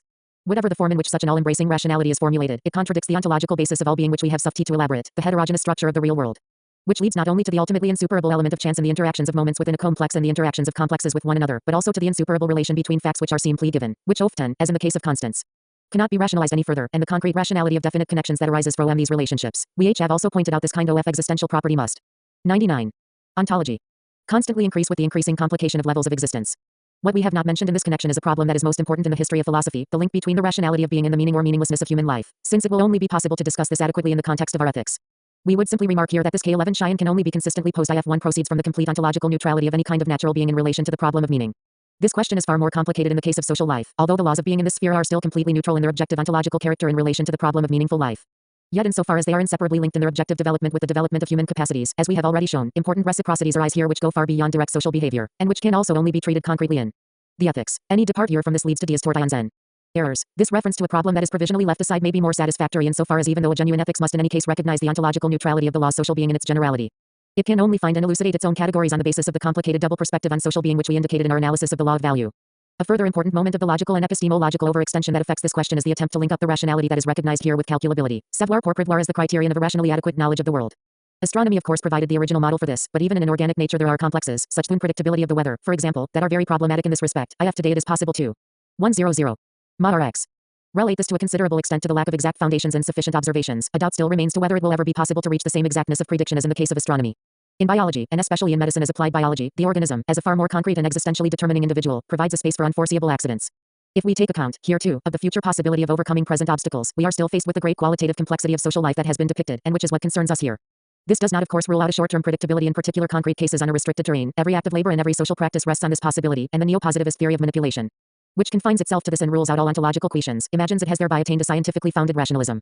We have already criticized this conception, and in dealing with labor we shall come on to speak of it again. What we are concerned with at this point is the general rationality of scientific laws, and how constraining and concrete implications can be drawn from these for individual cases, how social being in its totality and in detail can be erected into a closed rational system. The representatives of the Enlightenment and their successors were full of ideas of this kind, and the irrationalist reaction that followed the French Revolution particularly attacked ths. This led to the opposite and much falser extreme, for irrationalism completely lacks any ontological foundation. We already saw how its opponents went beyond ontological reality with logical and epistemological extrapolations, but irrationalism is no longer an extrapolation. It is no more than a subjective projection of a purely ideal discouragement in the face of a real question, which has given the deceptive form of irrational response a result of its irresolvability for the subject. 101. Ontology. The extremely significant fact of rationality shows post festum, in the case of science, and social science in particular, to what extent both the metaphysically extrapolating universalistic rationalism and its antipode, all forms of irrationalism, move in the magic circle of an unreal antinomy. The practice of every historical science has always operated spontaneously with a method of this kind. The point here, however, is not simply to establish this fact, but first and foremost to demonstrate the existential property that gives it its ontological foundation. Any irrationalist interpretation reveals its total nullity in this connection, for it is an essential characteristic of behavior, both individual and that of social groups, to have to make decisions in circumstances that are not, or are not completely understood, and to carry out corresponding actions. In both cases, it can subsequently be shown, and it makes no difference whether this subsequently is a matter of days or centuries, that an event that originally appeared as incomprehensible, or even as completely meaningless, was entirely located in the necessary causal progression of history, in the subsequent light of the knowledge of the interaction of causes that brought it about. The rationality that arises in this way mushti naturally differ greatly from the axiomatics of philosophical rationalism, insofar as the accomplishment of laws follows very intricate paths, and these exhibit the large-scale role of chance. But since the existential connection between the laws and the actual facts becomes comprehensible, the rationality that is inherent to the real events becomes visible. This departure from rationalist ideas and the expectations linked to them is naturally independent of whether these expectations are disappointed or fulfilled. What is involved is the genuine validation of the objectivity of social being. Lenin gives a clear depiction of this situation in speaking of revolutions, history as a whole, and the history. 102. Marx. Of revolutions in particular, is always richer in content, more varied, more multiform, more lively and ingenious than is imagined by even the best parties, the most class-conscious vanguards of the most advanced classes. 1.5 This ingenuity and the progress of events is what human behavior has to orient itself to. It has a reasonable and law-like, irrational aspect to it, but it is structured quite differently from philosophical rationalism assumes. This brings us back to our starting point. For Marx, dialectical knowledge has a merely approximate character, and this is because reality consists of the incessant interaction of complexes, which are located both internally and externally in heterogeneous relationships, and are themselves dynamic syntheses of often heterogeneous components, so that the number of effective elements can be quite unlimited. This approximate character of knowledge is therefore not primarily so nothing epistemological, though it of course also affects epistemology. It is rather the reflection and knowledge of the ontological determinacy of being itself. The infinity and heterogeneity of the objectively operative factors and the major consequences of this situation, i.e. that scientific laws can only fulfill themselves in the real world as tendencies, and necessities only in the tangle of opposing forces. Only in a mediation that takes place by way of endless accidents. This structure of social being in no way means that it is knowable, or even that the possibility of knowing it is reduced. As we have already shown, it has proved completely possible to discover the most general laws of motion of the economy, and with their aid, the general line of historical development, not merely contingently, but conceptually. We have already established this definite and precise knowledge of law in connection with the problem of value. It is in no way weakened, but rather strengthened still further, if social being is considered in its historical movement. Knowledge of the 103. Ontology. Development of earlier social formations, of the transition from one to the other, is naturally a post festum knowledge. This, too, is related to the qualitative changes that social being undergoes. A science of economics could only arise after purely social categories had become the forms of being, characteristics of existence that were dominant in social life, i.e. after the interrelation of the predominantly purely economic relationships that rule its direction of movement and its tempo, etc. had become known. It was only this situation that brought about the possibility of establishing general laws of economics, something that a genius such as Aristotle, despite his penetrating insight into certain important questions, was unable to tackle. This is of course only in general forms. When Marx investigated the conditions for economic crisis, for example, he confined himself to an extremely general structural analysis, the possibility of a crisis, insofar as it shows itself in the simple form of a metamorphosis. Thus only arises from the fact that the differences inform the phases which it passes through in the course of its progress, are in the first place necessarily complementary, and secondly, despite this intrinsic and necessary correlation, they are distinct parts and forms of the process. Independent of each other, diverging in time and space, separable and separated from each other. It follows from this that the crisis is nothing but the forcible assertion of the unity of phases of the production process which have become independent of each other. 1.6 This establishes a decisive characteristic of the crisis. It would be a foolish illusion, however, to believe that it would henceforth be possible to predict the time of outbreak of individual crises. In the way that Newtonian astronomy made it possible to predict the movements of the planets, the fact that the character of economic crises has since changed in many ways, and that defense measures have been taken against them, possibly successfully, in no way changes this methodological. 104. Marx. Tution. It simply presents Marxists who have liberated. 1 themselves from Stalinism with the task of suitably analyzing a phenomenon using the Marxian method. Marx's distinction between essence and appearance within the sphere of being, which we have already described, makes it possible to grasp conceptually the extremely complicated and heterogeneous phenomena of the real world, including, in certain circumstances, those in the realm of individual life and its practice. There is certainly the danger in the path from the general to the particular of overestimating the direct validity of general laws in a mechanical fashion, and falsifying the fact by too direct an application. On the path from the particular to the general, on the other hand, there arises the opposite danger of a practicism devoid of ideas, and a blindness towards the degree to which even the everyday life of individual men is itself the product of the direct and indirect operation of general laws. We have already indicated in our general characterization of Marx's method that, in the programmatic formulation of his basic perspective as critique of political economy, it is the permanent and constantly repeated ontological criticism of the facts and their connections in laws, together with the concrete application of these, which forms at least one decisive methodological principle. This holds, too, for the paths of knowledge dealt with here, from the general to the particular and from the particular to the general. It is not sufficient to have a general insight into the structure of social being as explained above, which is what determines these paths, their direction and ramifications, etc.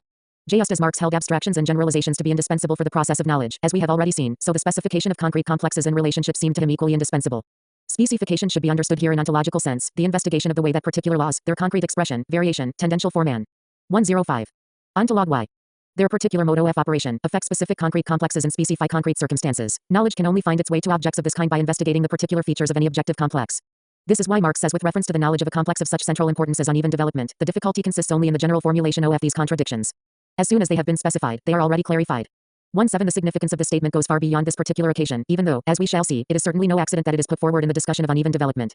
What is expressed here is in fact the duality of viewpoints, which must nevertheless form a unity that is so characteristic of the Marxian ontology of social being, the unity of general law and particular developmental tendency which are separable analytically in thought, but indissoluble ontologically. The ontological correlation of heterogeneous processes within a complex, or in the relations twet and several complexes, is what forms the exist10til basis for their ever-conditional analytical separation.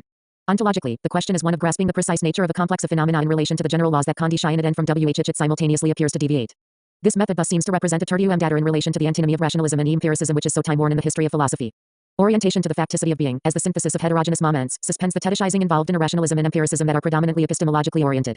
We have already spoken of the fetishizing of reason. This also gives rise to the danger, for an adequate understanding of historicity, of reducing the historical process far too directly to the concept.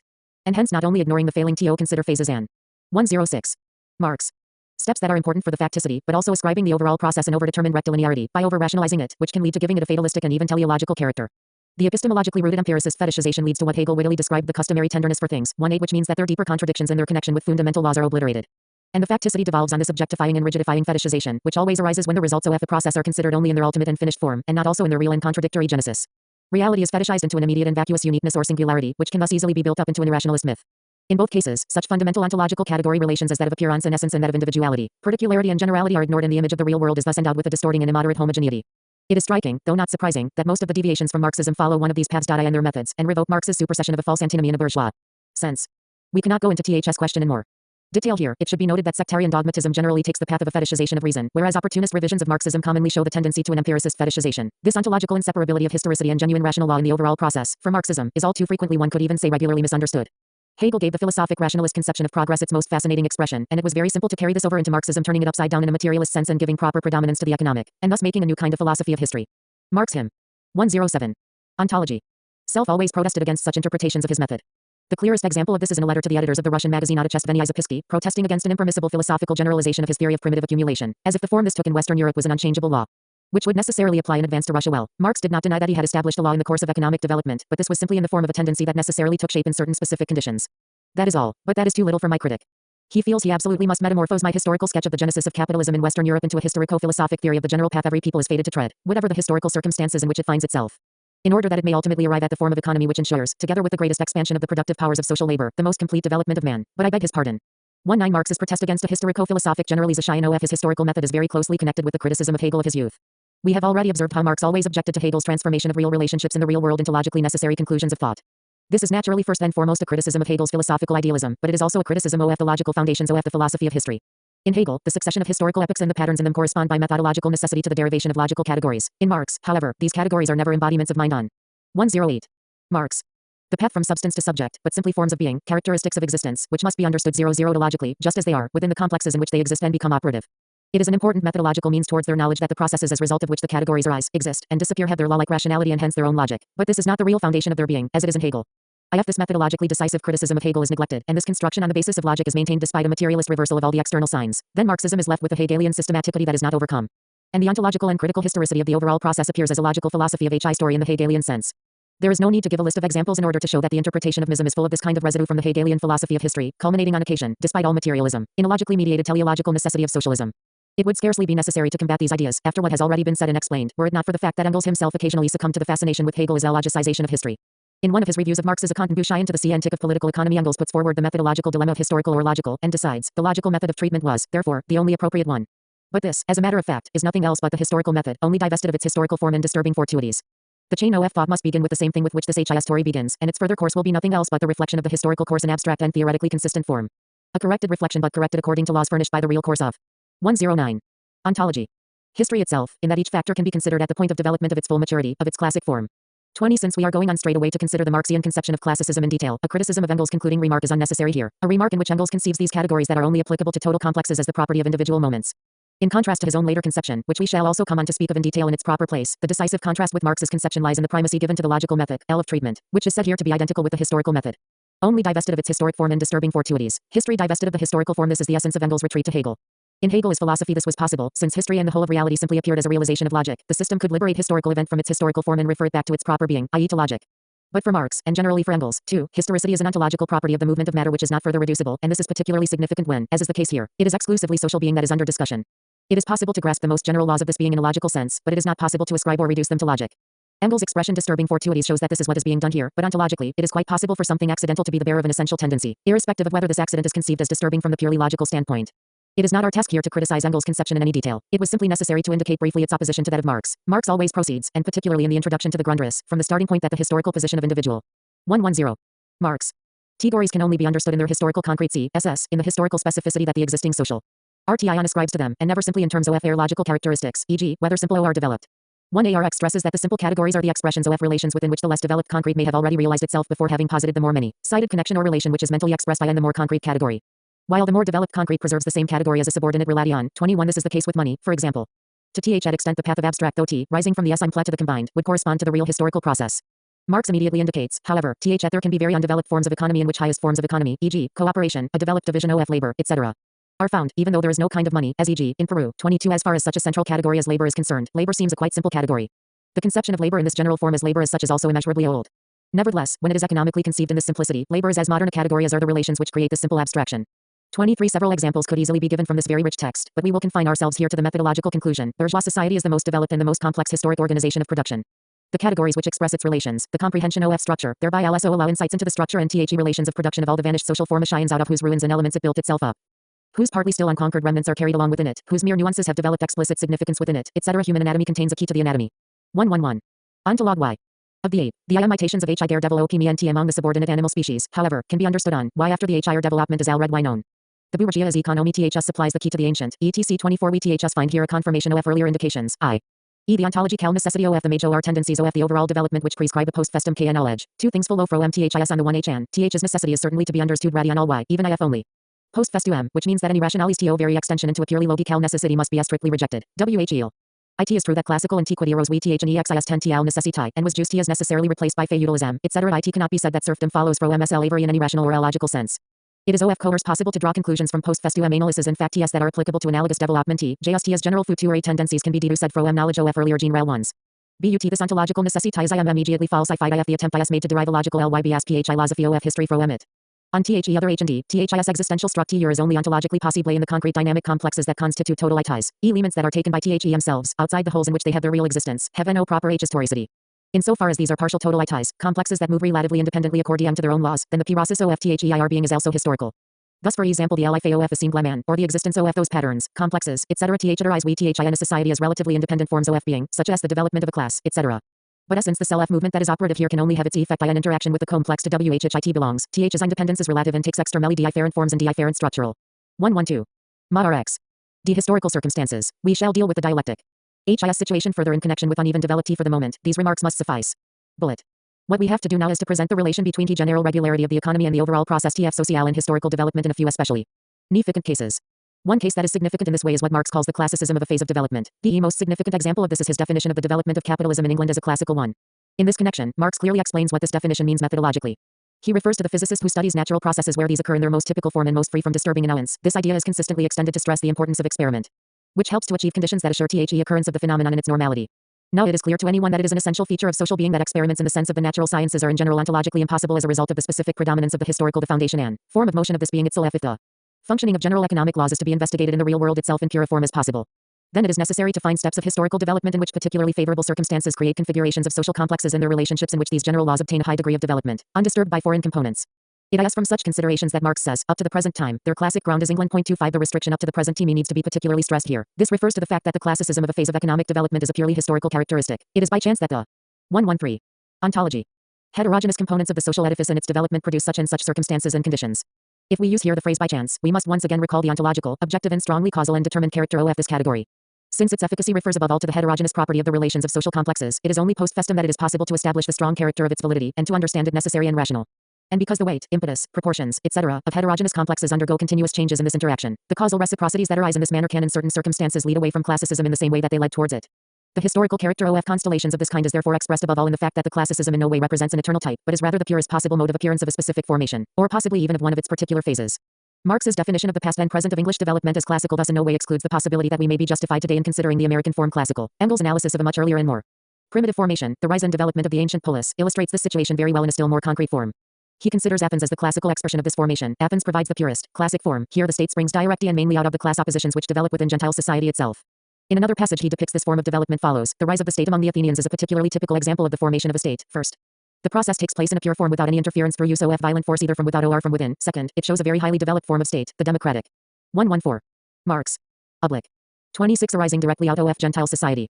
Corresponding to the nature of this undeveloped formation, Engels P says the accent on the fact that the Athenian state arose put the interactions of internal social forces, and not, as most others of this time, as a result of external conquest and subjugation. He also stresses that at this stage, the purely social immanence in the working out of the given economic was still completely the result of accidental and social forces and fortuitous individual cases. From the standpoint of the economic structure, the economic developmental tendencies and possibilities, the question here is one which we have already discussed in its general aspects, i.e. one of the relation between production and distribution in that broad and general sense in which it was used by Marx. The classical development depends on whether the productive forces of a particular region in a particular stage possess the internal power to arrange the relations of distribution after their own fashion, or whether external and predominantly extra-economic violence has to be employed in order to achieve the condition that has become economically necessary. It is evident that in the case of the Greek city-state which Engels discusses, foreign conquest was the most frequent case of a non-classical development of this kind. Naturally, a development of the kind that depends on the mobilization of purely internal forces in no way rules out the use of violence, and Engels HMZLF speaks of the importance of class struggles in the classical development of Athens. There is however a qualitative difference, depending on whether violence is one moment, the organ by which a development governed by internal economic forces is accomplished, or either it creates completely new conditions for the economy by way of a direct reshuffling of the distribution relations. It is significant that when Marx, in Capital, describes the capitalist development in England as classical, he does not begin with the forcible rise of this development by way of primitive. 115. Ontology. Accumulation, the forcible reshuffling of the relations o distribution in the production of the free worker in dispensable for capitalism, but it is only after he has comprehensively presented the economic laws in their classical expression that he comes on to speak of this reogenesis, and he does not forget to note here that, in the ordinary run of things, the laborer can be left to the natural laws of production, i.e. to his dependence on capital, a dependence springing from, and guaranteed in perpetuity by, the conditions of production themselves. It is otherwise during the historical genesis of capitalist PR0, Duction 27. Thus England only became the classical country of capitalism after and as a result of this primitive accumulation. If we are to understand correctly Marx's concept of classical development, we must insist, on this question, too, on its completely value-free and objective character. What Marx calls classical is simply a development in which the economic forces that are ultimately determinant find expression that is clearer, more perceptible, less disturbed and refracted than elsewhere. It would never be possible to directly derive a superiority to other types of polis simply from the classicism of the Athenian development, the less so, in that this was something present only in particular regions at a particular time. Social patterns that have not arisen in classical form can be just as viable as classical ones, and even more so in many respects. Thus the opposition of classical and non-classical does not have a very great value as a measure of such viability. It has a greater value for knowledge, however, as a model already present in the real world itself of the relatively pure operation of economic law. Marx says of the nature and limits of this kind of knowledge, one nation can and should learn from others, and even when a society has got upon the right track for the discovery of the natural laws of its movement and it is the ultimate aim of this. 116. Arcade to lay bare the economic law of motion of modem. Why it can neither clear by bold steps, nor remove by c. 5011 enactments, the obstacles offered by the successive, tasks of its normal development. But it can shorten and peace and birth pangs. This suggestion of Marx's, which is J.C. Melly seldom esteemed at its true value, has a major practical significance, and when it is correctly followed up, the specificity of the classical precisely plays an important. We can take such a strongly contested question as the development of socialism in the Soviet Union. There can be doubt today that this has repeatedly proved its viability in the most diverse fields. But it is just as certain that it was the product of a classical development. If Marx held in his Natimi that the socialist revolution would triumph first in the developed capitalist countries, he was thinking once again of the connection between production and distribution which I have explained here. The transition to socialism can undoubtedly involve important reshuffling in this respect, too. In the highly developed capitalist countries, however, the distribution of the population already corresponds to the requirements of an achieved social production. Whereas backward countries can only stand at the beginning or in the middle of this process, Lenin realized quite clearly, in accordance with this knowledge, that the socialist revolution in Russia could not have a classical character. When he spoke of the international significance of the Russian Revolution in his book Left-Wing Communism, an Infantile Disorder, he stressed this point unmistakably. Even while emphasizing the international importance of the fact itself in several of its aspects, it would, of course, be grossly erroneous to exaggerate this truth and to extend it beyond certain fundamental features of our revolution. It would also be erroneous to lose sight of the fact that, soon after the victory of the proletarian revolution in at least one of the advanced countries, a sharp change will probably come about. Russia. 117. Ontology. Back will cease to be the model and will once again become a ward country. Into the same Q. says, I further passage he returns was easy for Russia, in the specific and historical unique situation of 1917, to start the socialist revolution. But it would be more difficult for Russia than for the European countries the revolution and bring it to its consummation. 2t to continue. It can not be either the task or the purpose of the present in an indicative and sketchy way discussion to present, even. Let alone to criticize, particular AC shines of the Soviet it must be noted that Lenin saw the war govern J1 Lent. Communism period as an emergency measure enforced by and considered the new economic policy as circumstances, form be rough about by the specific situation. A transitional Stalin attributed all his attempts to reshuffle the whereas distribution of the population in a capitalistically backward country by force, to a general prototype for any socialist developed one Lent. In contrast to Lenin, he declared the Soviet development to be a class ICAL 1. It therefore became so long as this conception prevailed to evaluate impossible, the important experiences of Soviet development correctly, and thus also fruitful for from a theoretical point of view. Or falsity of any particular step can only be the correctness adequately assessed in the context of this non-classical development. The declaration of classicism impeded an instigation off this path to social ISM, which was so internationally, and put all discussion about significant internal reforms, etc. on the wrong track. What is perhaps even more important for the Marxist theory 0f history is the question of uneven development which mentioned in his Fragmentaria not has already been end of the introduction to the Grundriss. Marx deals with this unequal relation principle y in the connection between economic development and such important social objectifica. 118. Marx. Point 115 is law and especially art. Here he immediately stresses a decisive ontological and methodological aspect that must be placed in the center of any consideration of problems of this LND. The concept of progress. In general, the concept of progress is not to be conceived in the usual abstractness. The RST point, in this connection, is therefore to break with the too general concept of progress, in the last abstraction of analysis. This concept is an application of the projection extrapolated from logic and epistemology to the historical process of an absolutely generalized reason. We already noted in considering essence and appearance how, in Marx's conception, objective economic progress may inevitably have reducing and distorting effect on the general development of human capacities, although of course only temporarily.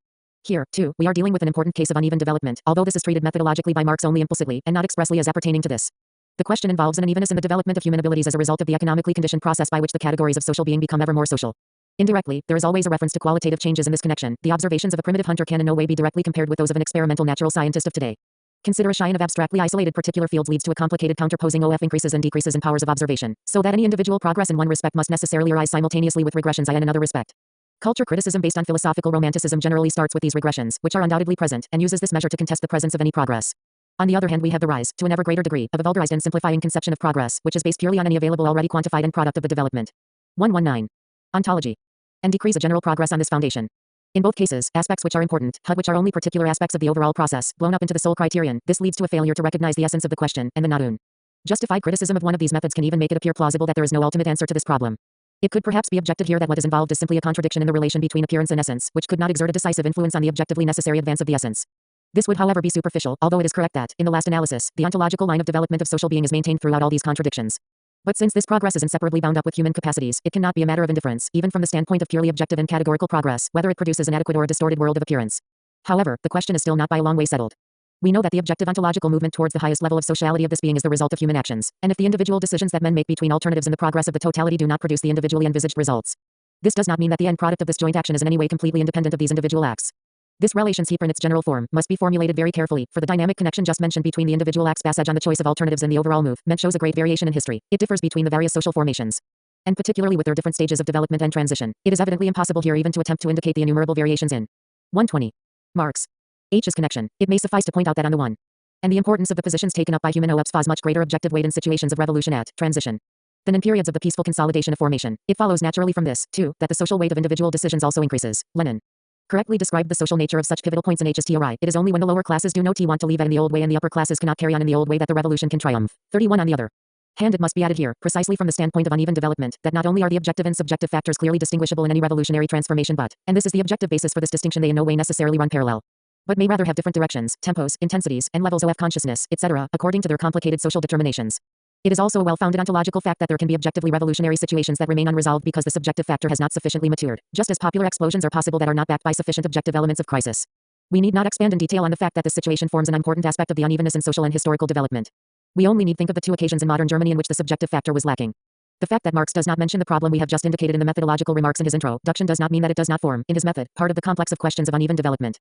What Marx focused his attention on there were special constellations that seemed paradoxical to an undialectical viewpoint and were not otherwise discussed, and he left.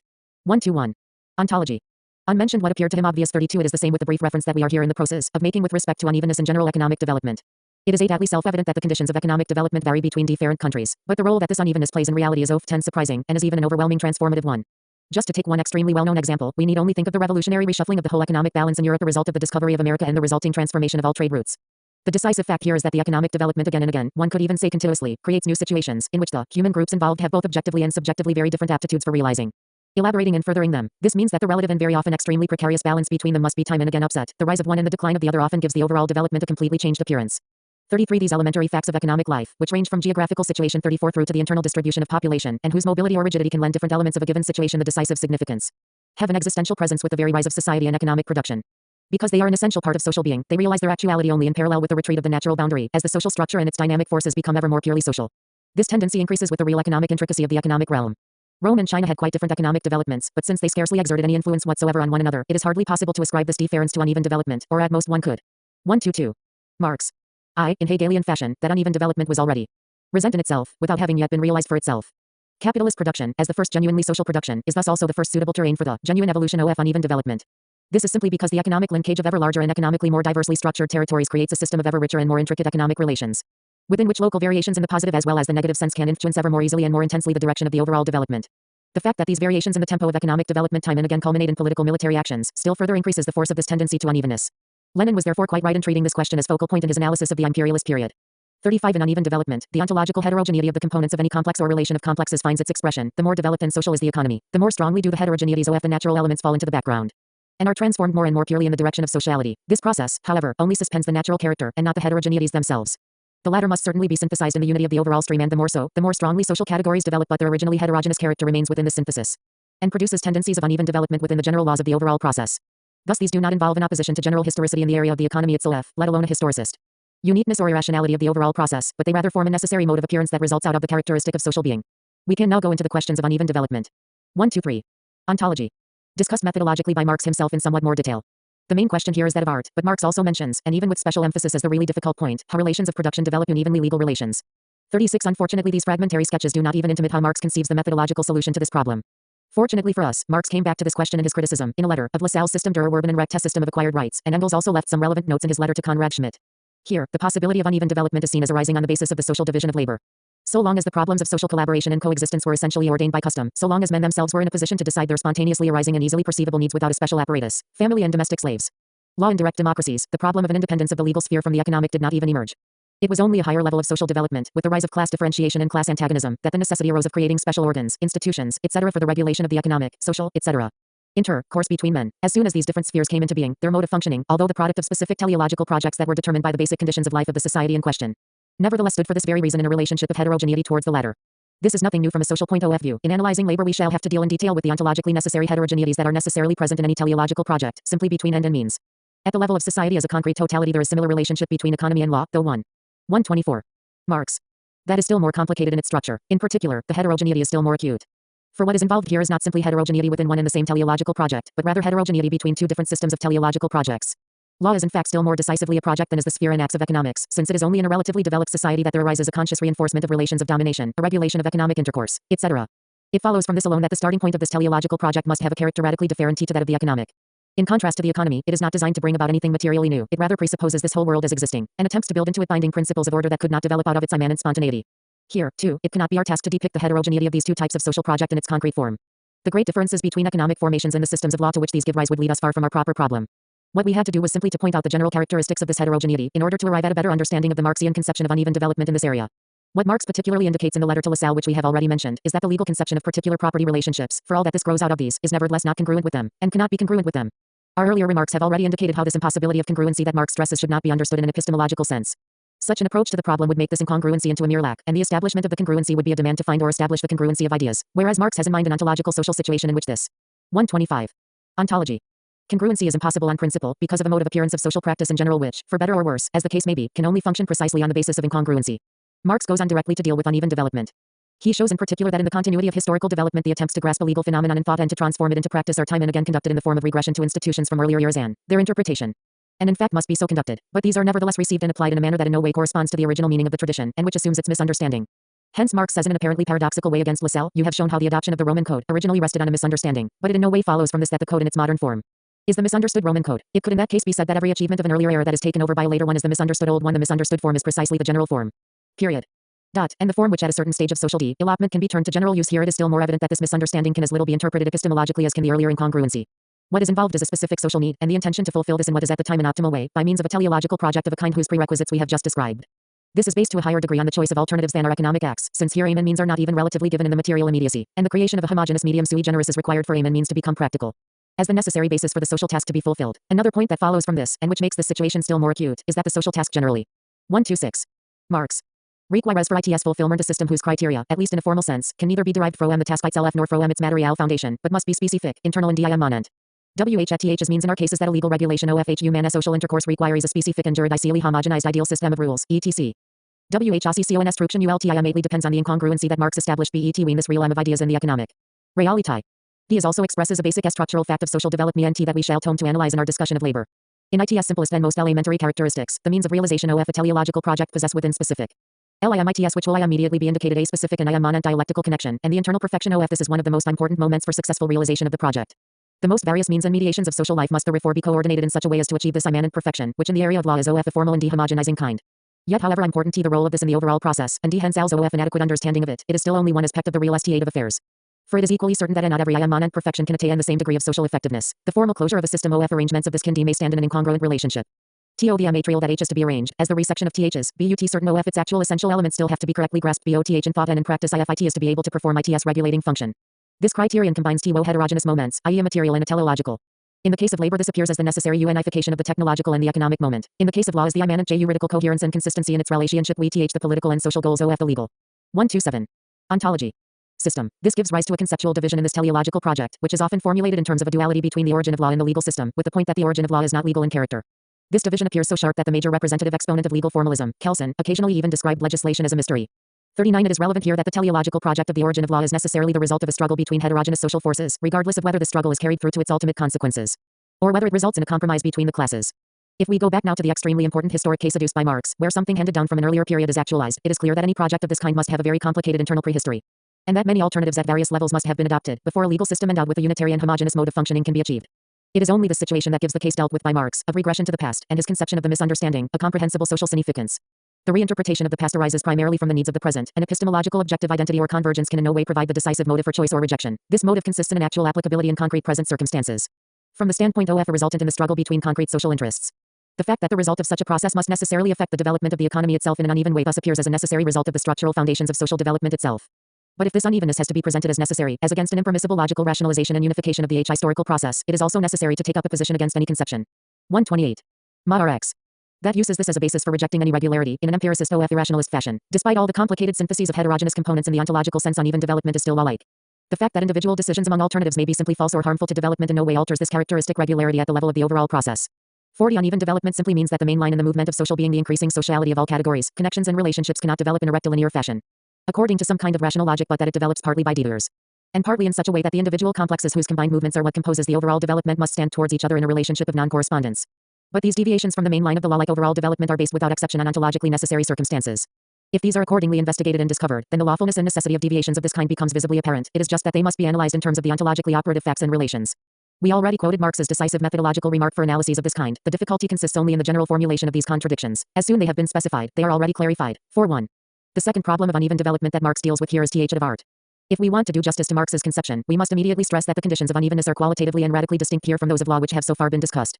This point precisely corresponds to the methodological remark that has just been quoted for the second time. Here, again, it is necessary to concretely elaborate the social components. 129. Ontology.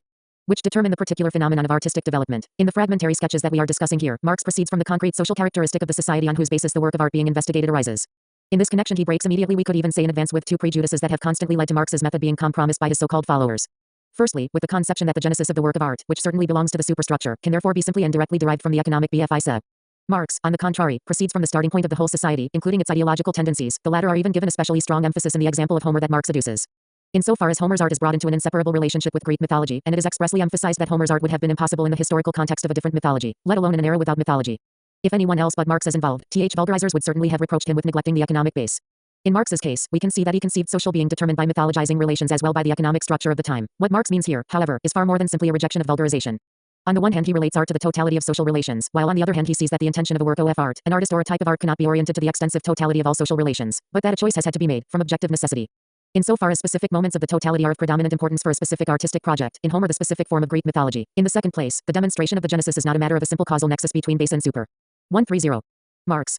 Structure. The causal connection is of course always there, but what is of decisive significance for the Marxist concept of genesis is whether this kind of determinacy favorable or unfavorable for the rise of an art form. 42. In sketches that we are investigating here, Marx sets his sights directly at uneven development itself.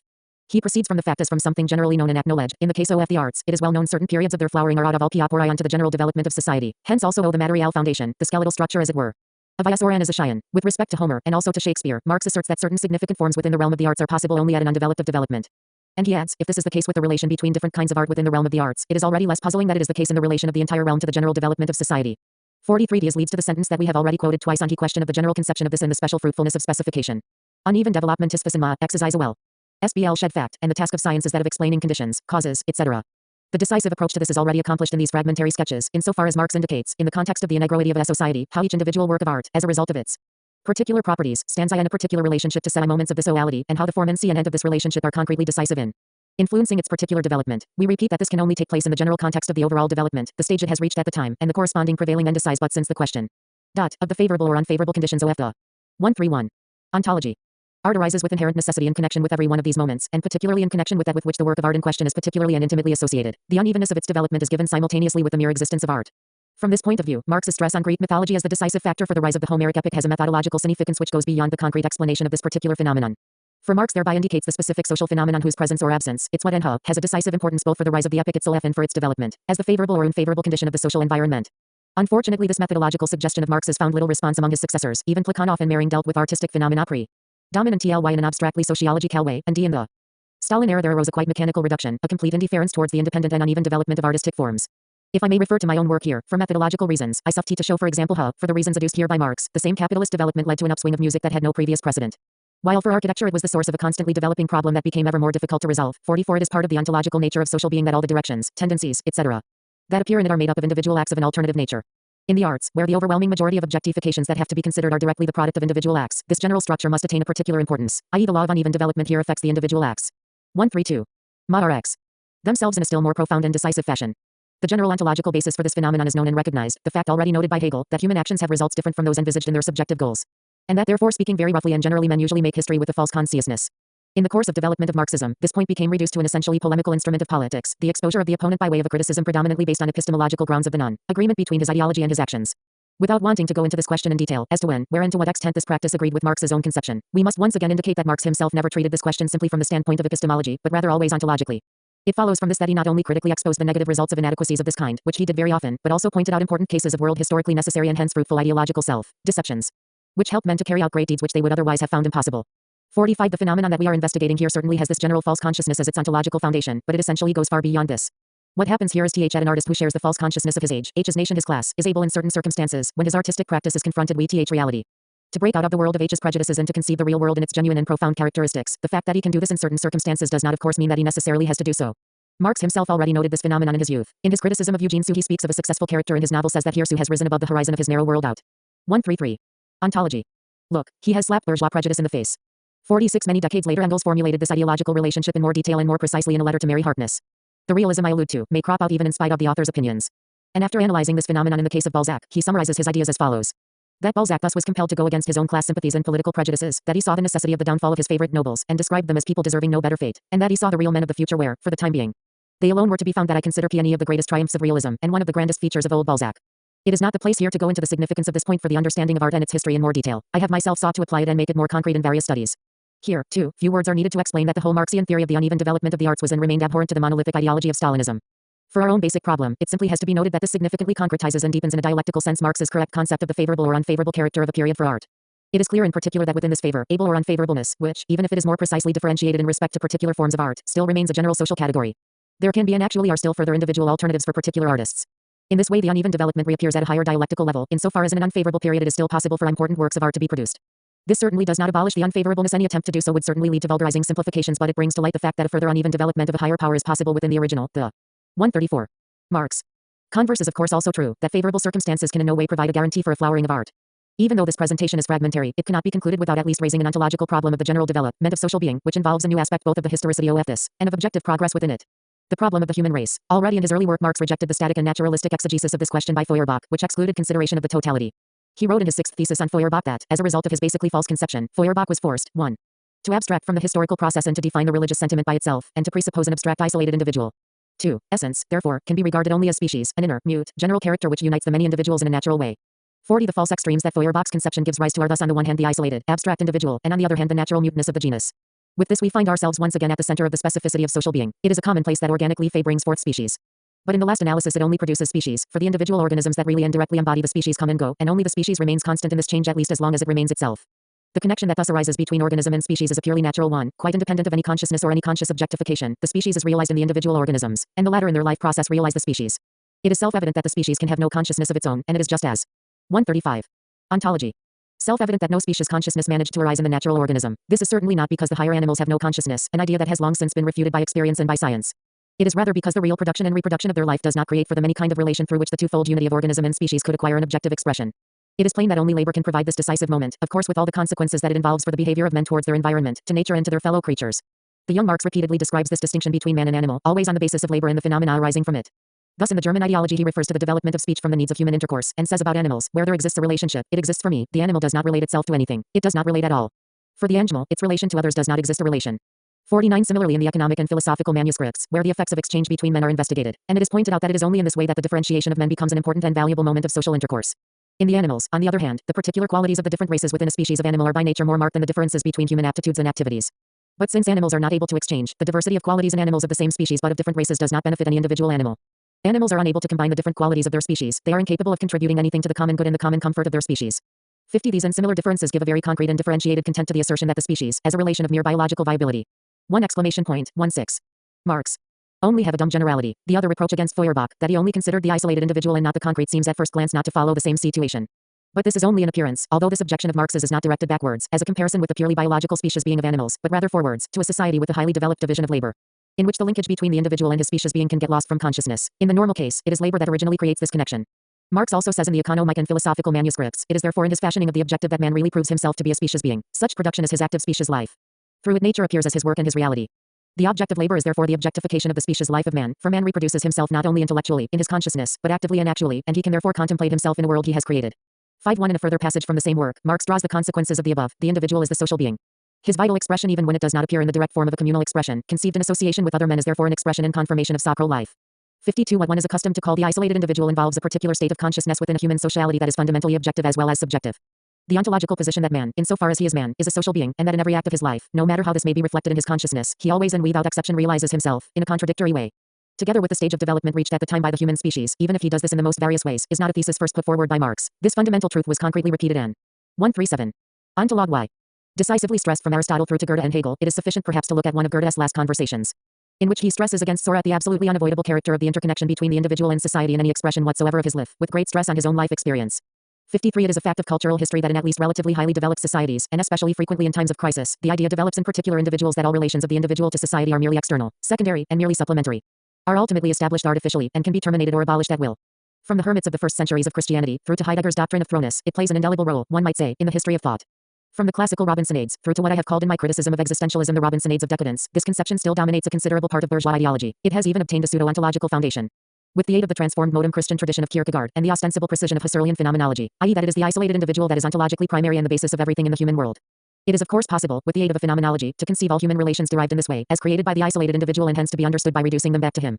And it is in accordance with this method which really does put the world in brackets to abolish the difference between the given, which is ontologically primary, and the subjective reflexes to this given, to present the effect the foundation and vice versa. This does not however affect the fundamental facts. Shaw, for example, showed very wittily in one of his comedies how the Rontes feel themselves to be very free and undetermined by society, and how 138. Marx. Reality Y reminds them with a great shock of how massively social the foundations of their independence have been. In T. Grundrisse, in criticizing the original Robinsonades, Marx takes issue with this prejudice. The more deeply we go back into history, the more does the individual, and hence also the producing individual, appear dependent, as belonging to a greater whole. In a still quite natural way in the family and in the family expanded into the clan, stam, then later in the various forms of communal society arising out of the antithesis and fusions of the clans. Only in the 18th century, in civil society, do the various forms of social connectedness confront the individual a mere means towards his private purposes, as external necessity. But the epoch which produces this standpoint, that of the isolated individual, is also precisely that of the hitherto most developed social relations. Human being is in the most literal sense a zoon politican, not merely a gregarious animal, but an animal which can individuate itself only in the midst of society. 54. In attacking the imaginary characteristics of the isolated individual, a mere PR duct of consciousness, Marx always harks back to the major questions of social theory. In the last analysis, the point is that it not individuals who construct society, but rather that individuals, on the contrary, arise in society and from the development of society. And that, to repeat once again that has frequently been stressed, the real complex therefore has ontological priority over its components. In the Holy Family, Marx argues in a similar vein against the left Hegelian conception according to which the isolated individual is the atom, and the mass of atoms is held together by the state. On the contrary, the state is only erected on the foundations of the society, and the atoms exist and operate within this, always governed by its real properties. 55. Leaving this false problem behind, and turning back to the genuine relationship between individual and species, we see 159. Ontology. That the realization of the species character in the individual is inseparable from the real relations in which the individual produces and reproduces his own existence, and thus inseparable from the development of individuality itself. This has decisive structural and historical consequences for the whole problem. In the mute connection between the animal and his species, the connection remains purely itself, and accordingly is perpetually related to itself and realizes itself in a pure and abstract form in the individual examples. The behavior of the individual remains unchanged in this form of species character, long as the species itself remains phylogenetically unchanged. Now, since the connection of man to his species has from the beginning been formed and mediated by way of social categories such as labor, speech, exchange, commerce, etc., and since it is on principle never mute, but can only be realized in consciously operative relations and connections, concrete partial realities thus arise within a human species that at first existed in a similar in itself fashion. And take over the place of this in itself in the development of species consciousness, precisely a result of their concrete partiality and particularity. It is thus also relevant that the natural biological general species character of man, which exists in itself and must insuperably persist in this form, can only realize itself as the human species. That the existing social complexes are always operative in their very concrete partiality and particularity, and that the dumbness of the species being is overcome by the members of society of this kind, insofar they become conscious of their species character, in the context of this complex. and as members of it. The fundamental objective contradiction in this relationship is expressed in the fact that the species' attainment of consciousness in this partiality and particularity more or less completely conceals the general species being, or at least pushes it a long way into the background. Just specifically. 140. Marx. Human consciousness can only arise in connection with, and as the result of, the social activity of men, so the consciousness zero, membership of the species grows up out of their concrete coexistence and cooperation. The result of this is that what at first appears as the species is in no way humanity itself, but rather the temporary concrete human society in which men live, work, and have concrete intercourse with one another. For these reasons alone, the rise of human species consciousness displays the most varied stages and orders of magnitude, from the still almost naturally connected clans up to the great nations. This contradiction is still not fully depicted with the establishment of this basic phenomenon. What must be kept in mind above all is that ever since the dissolution of primitive communism, the social complexes that were the subject of consideration could no longer have an internally unified character, classes H had arisen. It is not our task to portray this development even in a rough sketch. It must just be noted that the pluralist and dynamic internal property that a complex of this kind thereby acquired, displays the greatest variations in the course of HI story, and of 10 of a mutually contrary CH character. Thus the caste system has a tendency towards static stabilization of the complexes it embraces, whereas the most developed and most purely social form of this structure, the class division, operates as a rule in a dynamic and forward, driving direction. Although this structure is inherent to any concrete social complex, it would be a crude oversight from the standpoint of our problem if we did not take cognizance of the fact that these systems of formation of the human social community tend to one another in a relationship of competition. Even IFTHE symptoms of this only reveal themselves clearly in acute form in times of crisis. History is full of alliances in which particular classes join with foreign states against their class enemies. This is of course based on the fact that men vary. 141. Ontology. Often only experience their state or society as their own in the context of a specific class domination. This demonstrates the concrete character of species consciousness in society.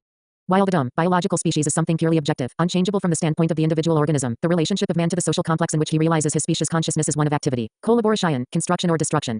This is why the feeling of belonging to a concrete community, or at least habituation to it, forms the indispensable precondition for the rise of the species in the social sense. This does not of course mean that the question is purely one of consciousness. Consciousness is first and foremost the form of reaction to various socially objective concrete relationships, and the space in which the alternatives of the moment present themselves is also objectively limited by economic and social factors. Consciousness is the reaction of the individual, often unclear and simply on the basis of feelings, to the social environment which exists for as a given existence, without dealing in detail here with concrete variants, stages, etc. A simple glance at the general course of development indicates the tendency towards constant growth of these complexes, even if this is certainly uneven and full of regressions. Here, too, we do not need to give examples. It is an uncontestable fact that the earth was once populated by a countless number of small tribes, which were frequently almost unaware of their own neighbors, while it is now on the way to forming an economic unity, a comprehensive and all-sided interdependence of the most far-removed peoples. What is important for us in this respect is simply that this integration is accomplished by economic development generally without the knowledge of the participants, and more than frequently against their will. The spontaneous and unstable unification of men into a human race which is no. 142. Marx. Longerdom, no longer simply a natural species, is thus a further necessary accompaniment of the development of the productive forces. We have shown that this development inevitably leads to an increase in the capacities of individual men. This progress is supplemented by the process indicated here, which brings about the rise of the human species. It must also be stressed in this connection that this, too, is meant in a purely ontological sense, the way towards the human species in the social sense, the transformation of the natural in Itzler into a being for us, and even, in prospect into its fullest development into being for Itzler. This purely ontological consideration therefore does not involve any kind of value judgment, any kind of reference to socially objective values. Of course, this development involves various necessary forms of socially objective values being posited, just as did the former aspect, the higher development of human abilities. But these are questions which we shall only be able to go into in detail at a far more concrete stage of knowledge of sociality. What is decisive here is simply the indubitable ontological fact that the development of the productive forces must necessarily accomplish this progress, just as labor brought about the transformation of animal into man, right at the beginning of its realization. So its permanent further development brings about the rise of the human species in its properly social sense. In order not to let any misunderstandings arise in connection with this simple establishment of an ontological fact, even if a fundamental one, a few additional remarks are necessary. Firstly, this process is in no way a teleological one. All transformations in the natural connections between men themselves and between them and nature which lead in the direction of sociality are brought about a result of spontaneous changes in the economic reality. All that happens according to law is that, despite many stagnations and regressions, the general tendency of the economic accomplishes. 143. Ontology. A rise in the sociality of the forms of human intercourse, as well as a simultaneous integration of smaller communities into ever more extensive and comprehensive ones, and that the joining together of various social complexes, both extensively and intensively, is constantly on the increase. Capitalism finally creates a de facto world economy, for the first time in history, in which every human society is linked economically with all others. The rise of the human species in the social sense is the unintended but necessary product of the development of the productive forces. Secondly, and this reinforces still more the non-teleological character of this advance, we also have to refer to uneven development in this connection. Not all formations have the same tendency towards their own reproduction on an extended scale. Marx shows, for example, in the case of the so-called Asiatic relations of production, that the tendency of their economic base was towards simple reproduction.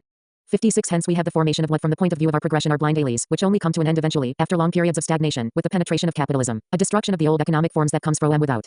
The ancient slave economy also came into a blind alley, though one of a completely different kind, and could only develop towards feudalism by way of a historical accident, i.e. the permeation of the Germanic migrations. Thirdly, the non-teleological character of this regular development is also shown from the fact that, just as with the increase in human abilities, the concrete vehicle of realization is in permanent contradiction to the thing itself, bloody wars, enslavement, even extermination of whole peoples. Devastation and human degradation, intensification of the relations between people to the point of centuries of hatred. These are the direct means with the aid of which this integration of mankind into a species has taken place and is still taking place. The fact remains, however, that the process still takes. 144. Marx.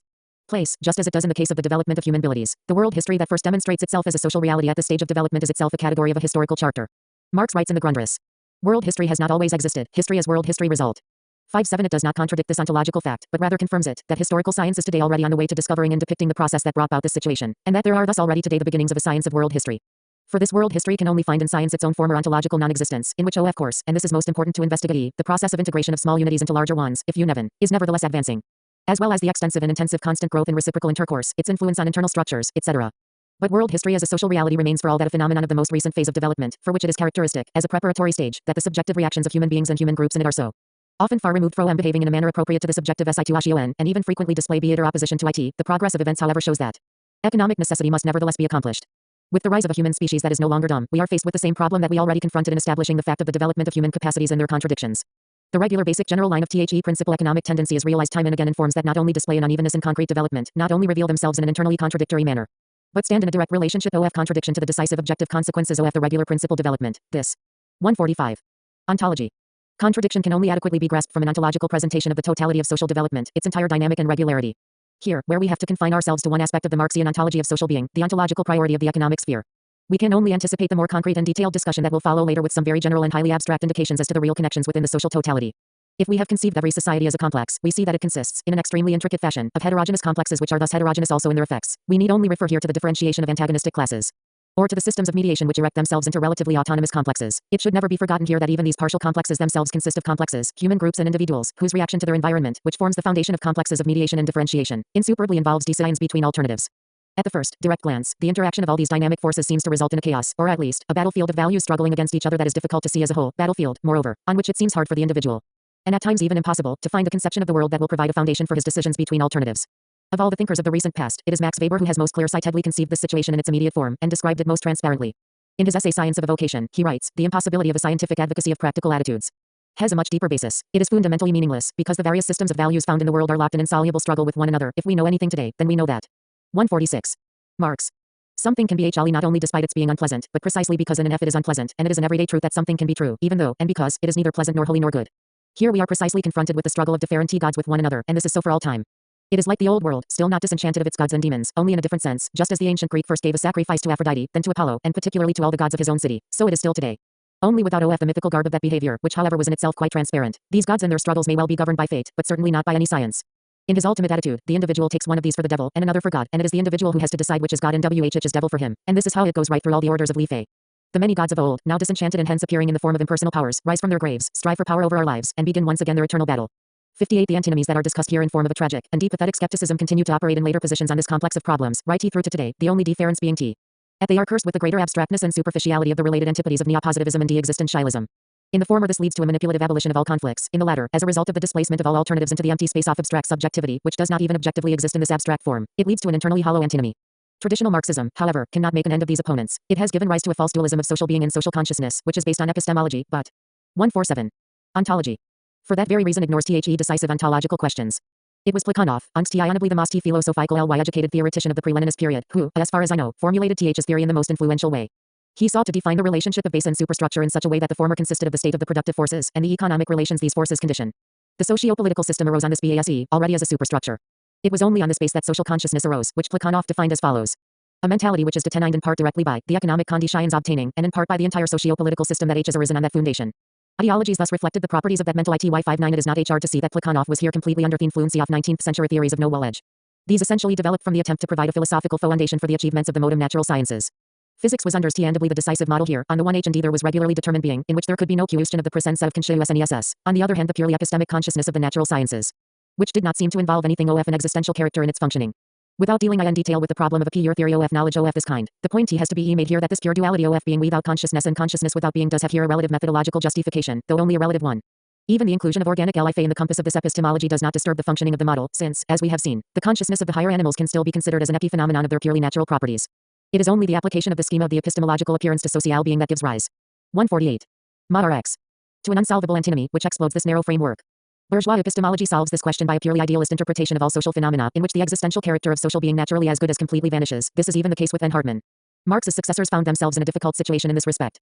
Since Marx correctly ascribed economic regularities a similarly general validity to that of natural laws, the idea suggested itself of applying these types of regularity, without further concretization or limitation, to social being in general. This led to a twofold distortion of the ontological situation.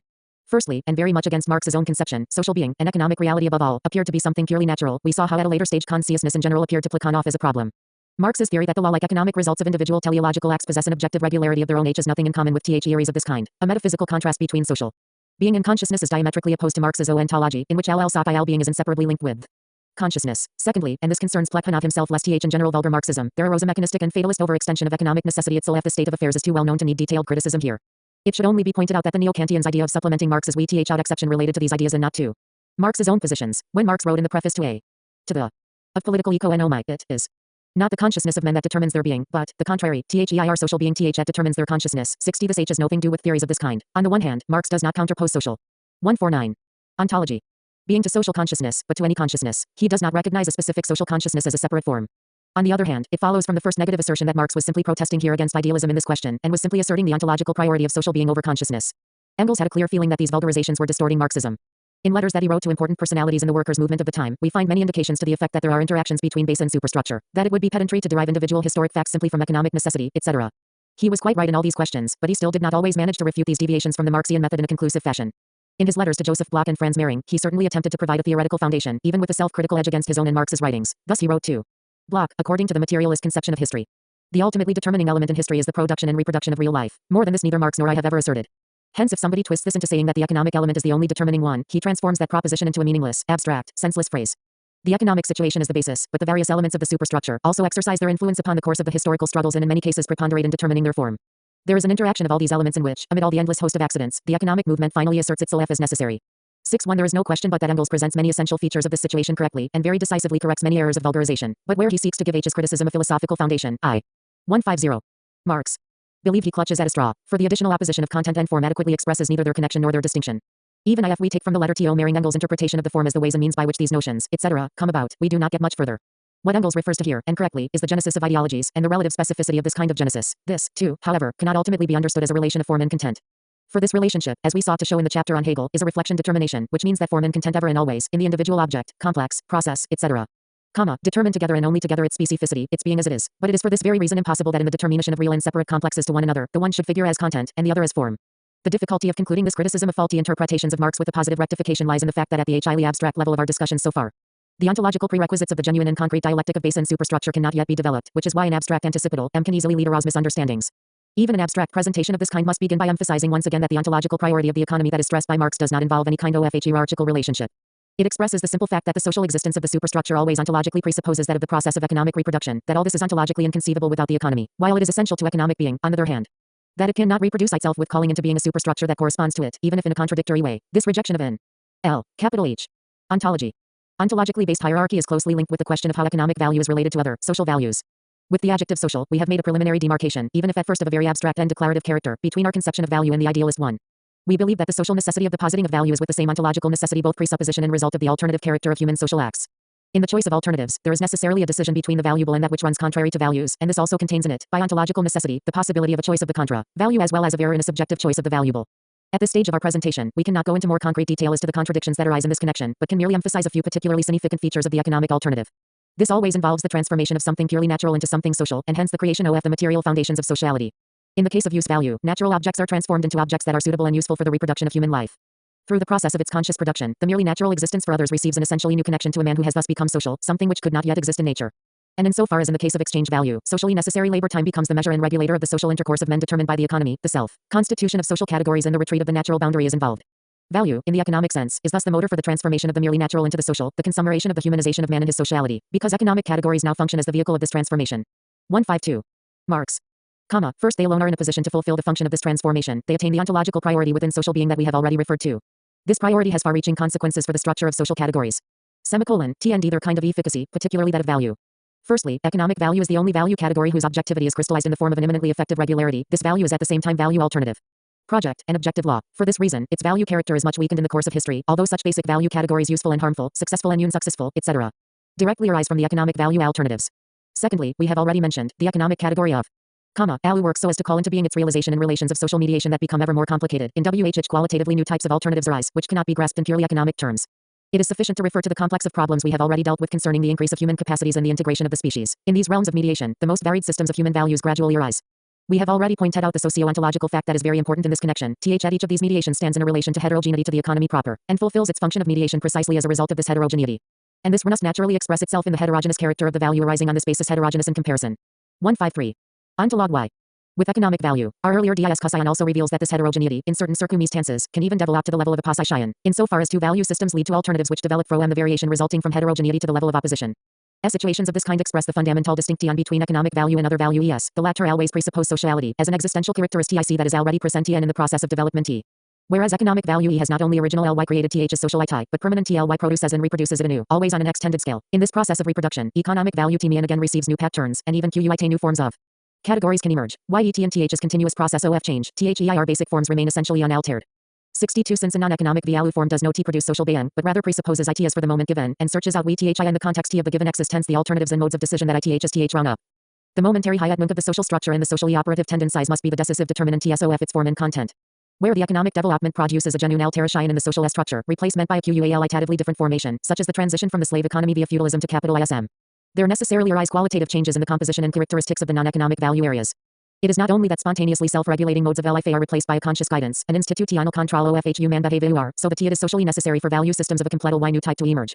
These must also renounce the fixed categorical pattern that the regular transformation of nature stms on economic value e. For all their sometimes durable stability, they. 154. MRX. Seem endowed, in their contents and forms, with the Heraclitean unrest of becoming, and this is necessary, for in order to perform their function, they must develop organically beyond the momentary problematic of the social here and now. Naturally, their characteristics should not be conceived as a unilinear and direct causal dependence, as is the case with vulgar Marxism. This dependence really consists simply in the fact that, at the given stage of social development, certain problems of life are thrown up, that this gives rise to concrete alternatives, and men attempt to find concrete solutions to these. There is thus a dependence in relation to the position, quality and content of the problems and solutions, but since the consequences of economic development, as we have already seen, are very uneven, and since each of them not only represents a social being, but simultaneously and with the same ontological necessity the point of departure for new values, this dependency can be concretized in a non-economic value system radically contradicting the consequences of a stage of economic development and exposing them as anti-values. This leads to the possible solutions occupying a still broader space within this dependency. Their intentions can from the immediate actuality through to a direct orientation to the problems of the human race, and their effects can thus stretch from the present to a distant future. Of course this space, however broad, is not unlimited or arbitrary. Its point of departure in the concrete here and now of the present stage of economic development ultimately determines in an irrevocable way the social being of the content and form of value. Given such a deep historical linkage, combined with a variation in realizations too great to survey as a whole, it is easy to understand that their interpretation outside of the Marxian method is likely to lead to a historical relativism. But this is only one aspect of the possible misunderstandings. 155. Ontology. For despite their manifold character, the non-economic values in no way constitute an orderless diversity of merely transient particulars. Since their real genesis, however uneven and contradictory, results from an ultimately unified social being in process, and since it is only socially typical and meaningful alternatives that can solidify into genuine values, it would be the antithesis of orderly to homogenize them into a purely ideal system governed by logical rules.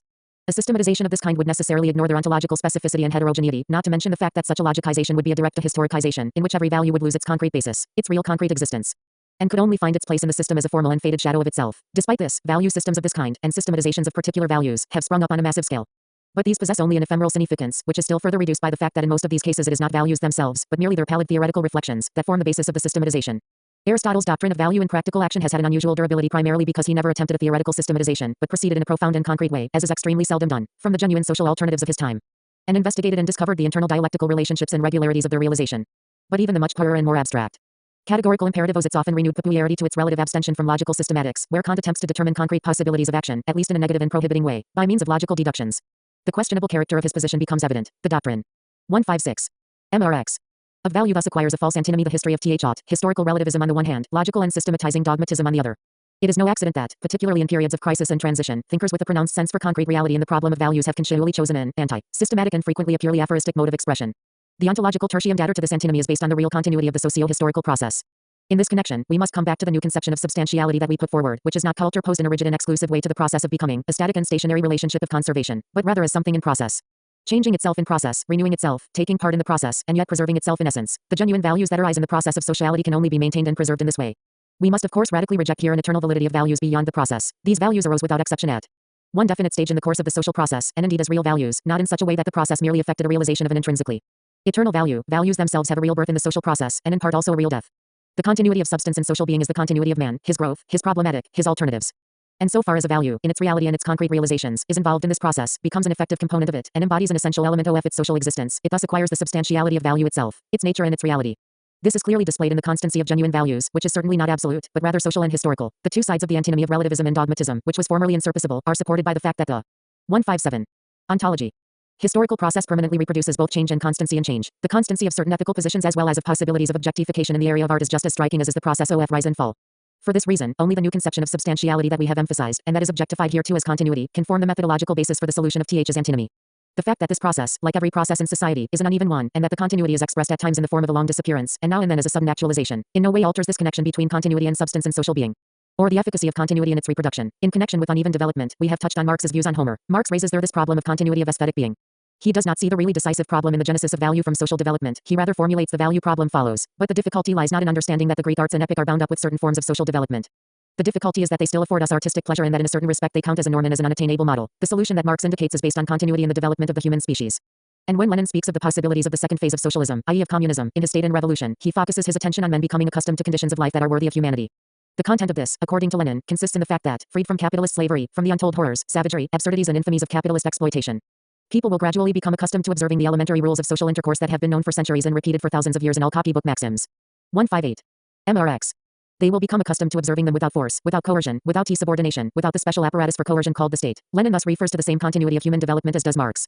This concrete and real substantiality of the process and its continuity abolishes the false dilemma between relativism and dogmatism. It is perhaps not superfluous to give this construction of the social continuity of values a more concrete form by establishing the fact that its actual direction points from the past to the future. Regressions to the past always involve an orientation to present practice, i.e. to the future. The one-sided interpretation that is frequently met with, which relates the present to its sources in the past, can thus very easily falsify the real circumstances. This sketch of Marx's ontology is necessarily extremely incomplete, and very far even from adequately dealing with just the main problems of its significance. In the second part, we shall make the supplementary attempt to make up for these omissions, at least with respect to some central problems. But the present discussion cannot be concluded without at least a few more detailed indications as to the relation of the perspective of socialist development to Marx's general ontological conception. It is well known that Marx demarcated his conception of socialism first and foremost scientific, as against the utopian conception. If we examine this distinction from the standpoint of Marx's ontology, the first decisive aspect that strikes us is that Marx sees socialism the normal and necessary product of the internal dialectic of social being, of the self-development of the economy with all its presuppositions and consequences, as well as of the class struggle, whereas for the utopians, a development that was many respects essentially defective had to be corrected by decisions, experiments, provision of models, etc. This means in particular that the ontologically central 159. Ontolog y. Role of the economy not only makes possible the rise of socialism, but that its ontological importance and function cannot cease even under an achieved socialism. In Capital, Marx speaks of how the economic sphere must always remain, even under socialism, a realm of necessity and human life. Marx thus counters Fourier, whose genial critical insights he valued highly, but who believed that under socialism labor would change into a form of play. He also rejects, without any definite polemic, all those ideas according to WH socialism would introduce an era without economics. In the objective ontological sense, the path to socialism is that of the development we have already described, in which through labor, through the economic world it has created, and through the immanent dialectic of this as its motor, social being develops to its proper nature. The specificity of the human race is something conscious, not simply natural and dumb. The economy leads to an ever higher sociality of social categories. But this is only achieved in class societies in the form that it is objectified to men as a secondi nature. Basic characteristic of an objectivity completely independent of individual alternative acts remains insurpassable. Marx expresses this with the term realm of necessity. The qualitative leap consists in the domination of the second nature as well by humanity, something that cannot be achieved by any class society. Contemporary capitalism, for example, must make the whole sphere of consumption into a second nature that dominates man in an unprecedented way. The peculiarity of capitalism is that it produces a social production spontaneously. In the true sense of this term, socialism transforms this spontaneity into conscious regulation. In the introductory and basic statements in which he explains the economy as the realm of necessity, Marx says of the economy of socialism, freedom in this field can only consist in socialized man, the associated producers, rationally regulating their interchange with nature, bringing it under TEIR. 160. Marx. Common control, instead of being ruled by it as by the blind forces of nature, and achieving this with the least expenditure of energy and under conditions most favorable to, and worthy of, their human nature. It is only on this basis that the real aim of freedom can emerge. Beyond it begins that development of human energy which is an end in itself, the true real aim of freedom, which, however, can blossom forth only with this real aim of necessity as its basis. 65. At this point Marx's ontology, which is so often misunderstood by his followers, becomes clearly visible. With an unbeatable rigor, he establishes that the economy alone, the process whereby social being becomes social, can produce this phase of human development, that this is not only the way for this ultimate self-attainment of man, but also the indispensable and permanent ontological basis for it, and must remain so. Every theoretical tendency that seeks other preconditions for socialism inevitably falls back into utopianism. At the same time, it becomes apparent we have already repeatedly pointed out, that the economy is only the basis, only is ontologically primary, and that it gives rise to the human capacities and the forces of social complexes that actually produce the realization of what is economically necessary, which accelerate, reinforce, promote its development as social reality, and in certain circumstances can also inhibit or divert it. The is dialectical contradiction between, on the one hand, the economically necessary development of social being and, on the other, the concrete contradictions between the social prerequisites and results of economic formations and the extra-economic social factors has also been an important basis of uneven development in earlier history. The concrete alternatives as forms of any human behavior return at every historical turning point at a higher level. It is a matter of course at Marx, since he maintained the ontological priority of the economic even under socialism. 161. Ontology also refers to the alternative involved in its genesis. In the Communist Manifesto, already, he writes with respect to the class struggle and the rise of new and more highly structured economic formations: freeman and slave, patrician and plebeian, lord and serf, guild master and journeyman. In a word, oppressor and oppressed stood in constant opposition to one another, carried on an uninterrupted, now now open fight, a fight that each team ended, either in a revolutionary reconstitution of society at large, or in the common ruin of the contending classes. 66. This alternative character, which marks the historical development as a whole, does not abolish the ontological priority and ultimately decisive role of the economy, but gives it a concrete socio-historical concreteness. H has been very much reduced by Marx's successors, and has often even completely vanished. It has partly been simplified into a vulgar materialist mechanical necessity, and partly led the neo-Kantian or positivist opposition to Th's vulgarization into a historical agnosticism. Lenin alone held firmly to the original Marxist conception and considered it the guiding principle of revolutionary practice, particularly in difficult and complicated situations. It was so in the decision on the insurrection that aimed at the proletarian seizure of power on November 7, 1917. Lenin expressed the theoretical foundation of positions of this kind completely in the sense of the Marxian conception. As in 1920 at the Second Congress of the Communist International, when he conducted two-sided polemic, both against those who trivialized the great crisis of that time, and against those who saw there being no way out for the bourgeoisie. In Lenin's words, there is no such thing as an absolutely hopeless situation. To try to prove this theoretically would be sheer pedantry, or playing with concepts and catchwords. Practice alone can serve as real proof in this and similar questions. 67. This practice is of an alternative character. Lenin thus presents the path to socialism incomplete. 162. MRX. Accordance with the general socio-historical ontology of Marx. This also takes the form of opposition to all conceptions that assume as end to history. In Marx's time this was first and foremost a question of the utopians, who considered socialism as an ultimate condition worthy of humanity that was to be brought into being once and for all. For Marx, there was even here the question of the further progress of history. In his preface to a Contribution. Marx reads of socialism. This social formation brings, therefore, the prehistory of human society to a close. 68. The term prehistory is chosen. Karen has a double significance here. On the one hand, the implicit but still decisive rejection of any form of the end of history. The expression used by Marx was however also designed, on the other hand, to directly demarcate the particular character of the new section of history. We have repeatedly emphasized that new ontological stages of a social being are not just suddenly there, but just as in the organic realm gradually develop into their proper, immanent and purest form in the course of a historical process. In the remarks leading up to the conclusion just quoted, Marx indicates the antagonism in capitalist society as the decisive difference between this and socialism. In general, this feature is presented from the socialist side in such a way that the end of class society simultaneously abolishes its necessarily antagonistic character. This is correct in very general terms, but it still requires a not unimportant addition in relation to the problem that we discussed earlier, the relation between economic value and the objective values of social life as a whole. Since values are always realized by way of behavior, actions, etc. It is clear that their existence cannot be separated from the alternatives involved in their realization. The opposition between what is valuable and what is contrary to value is thus insuperably present in the decision contained in any teleological project. It is quite different with the 163. Ontology.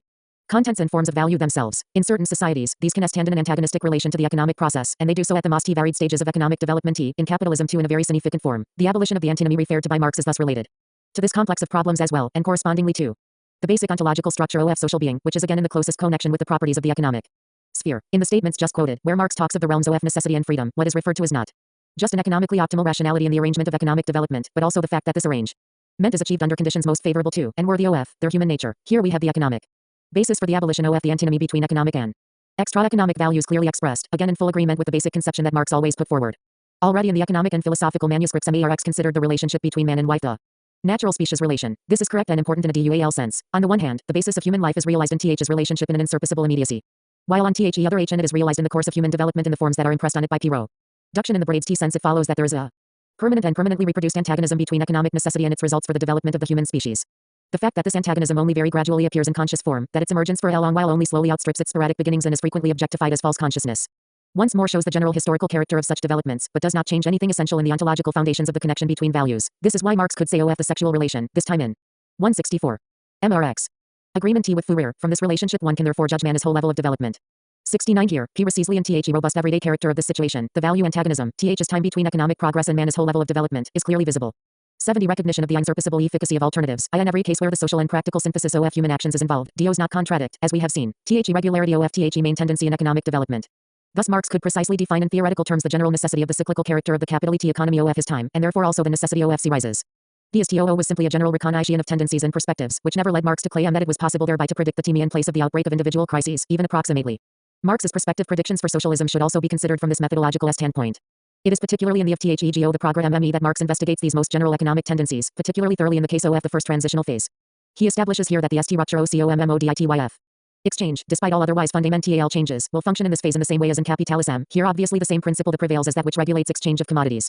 As far as this is exchange of equal values, content and phone are changed, because under the altered circumstances no one can give anything except H's labor, and because, on the other hand, nothing can pass to the ownership of individuals except individual means consumption.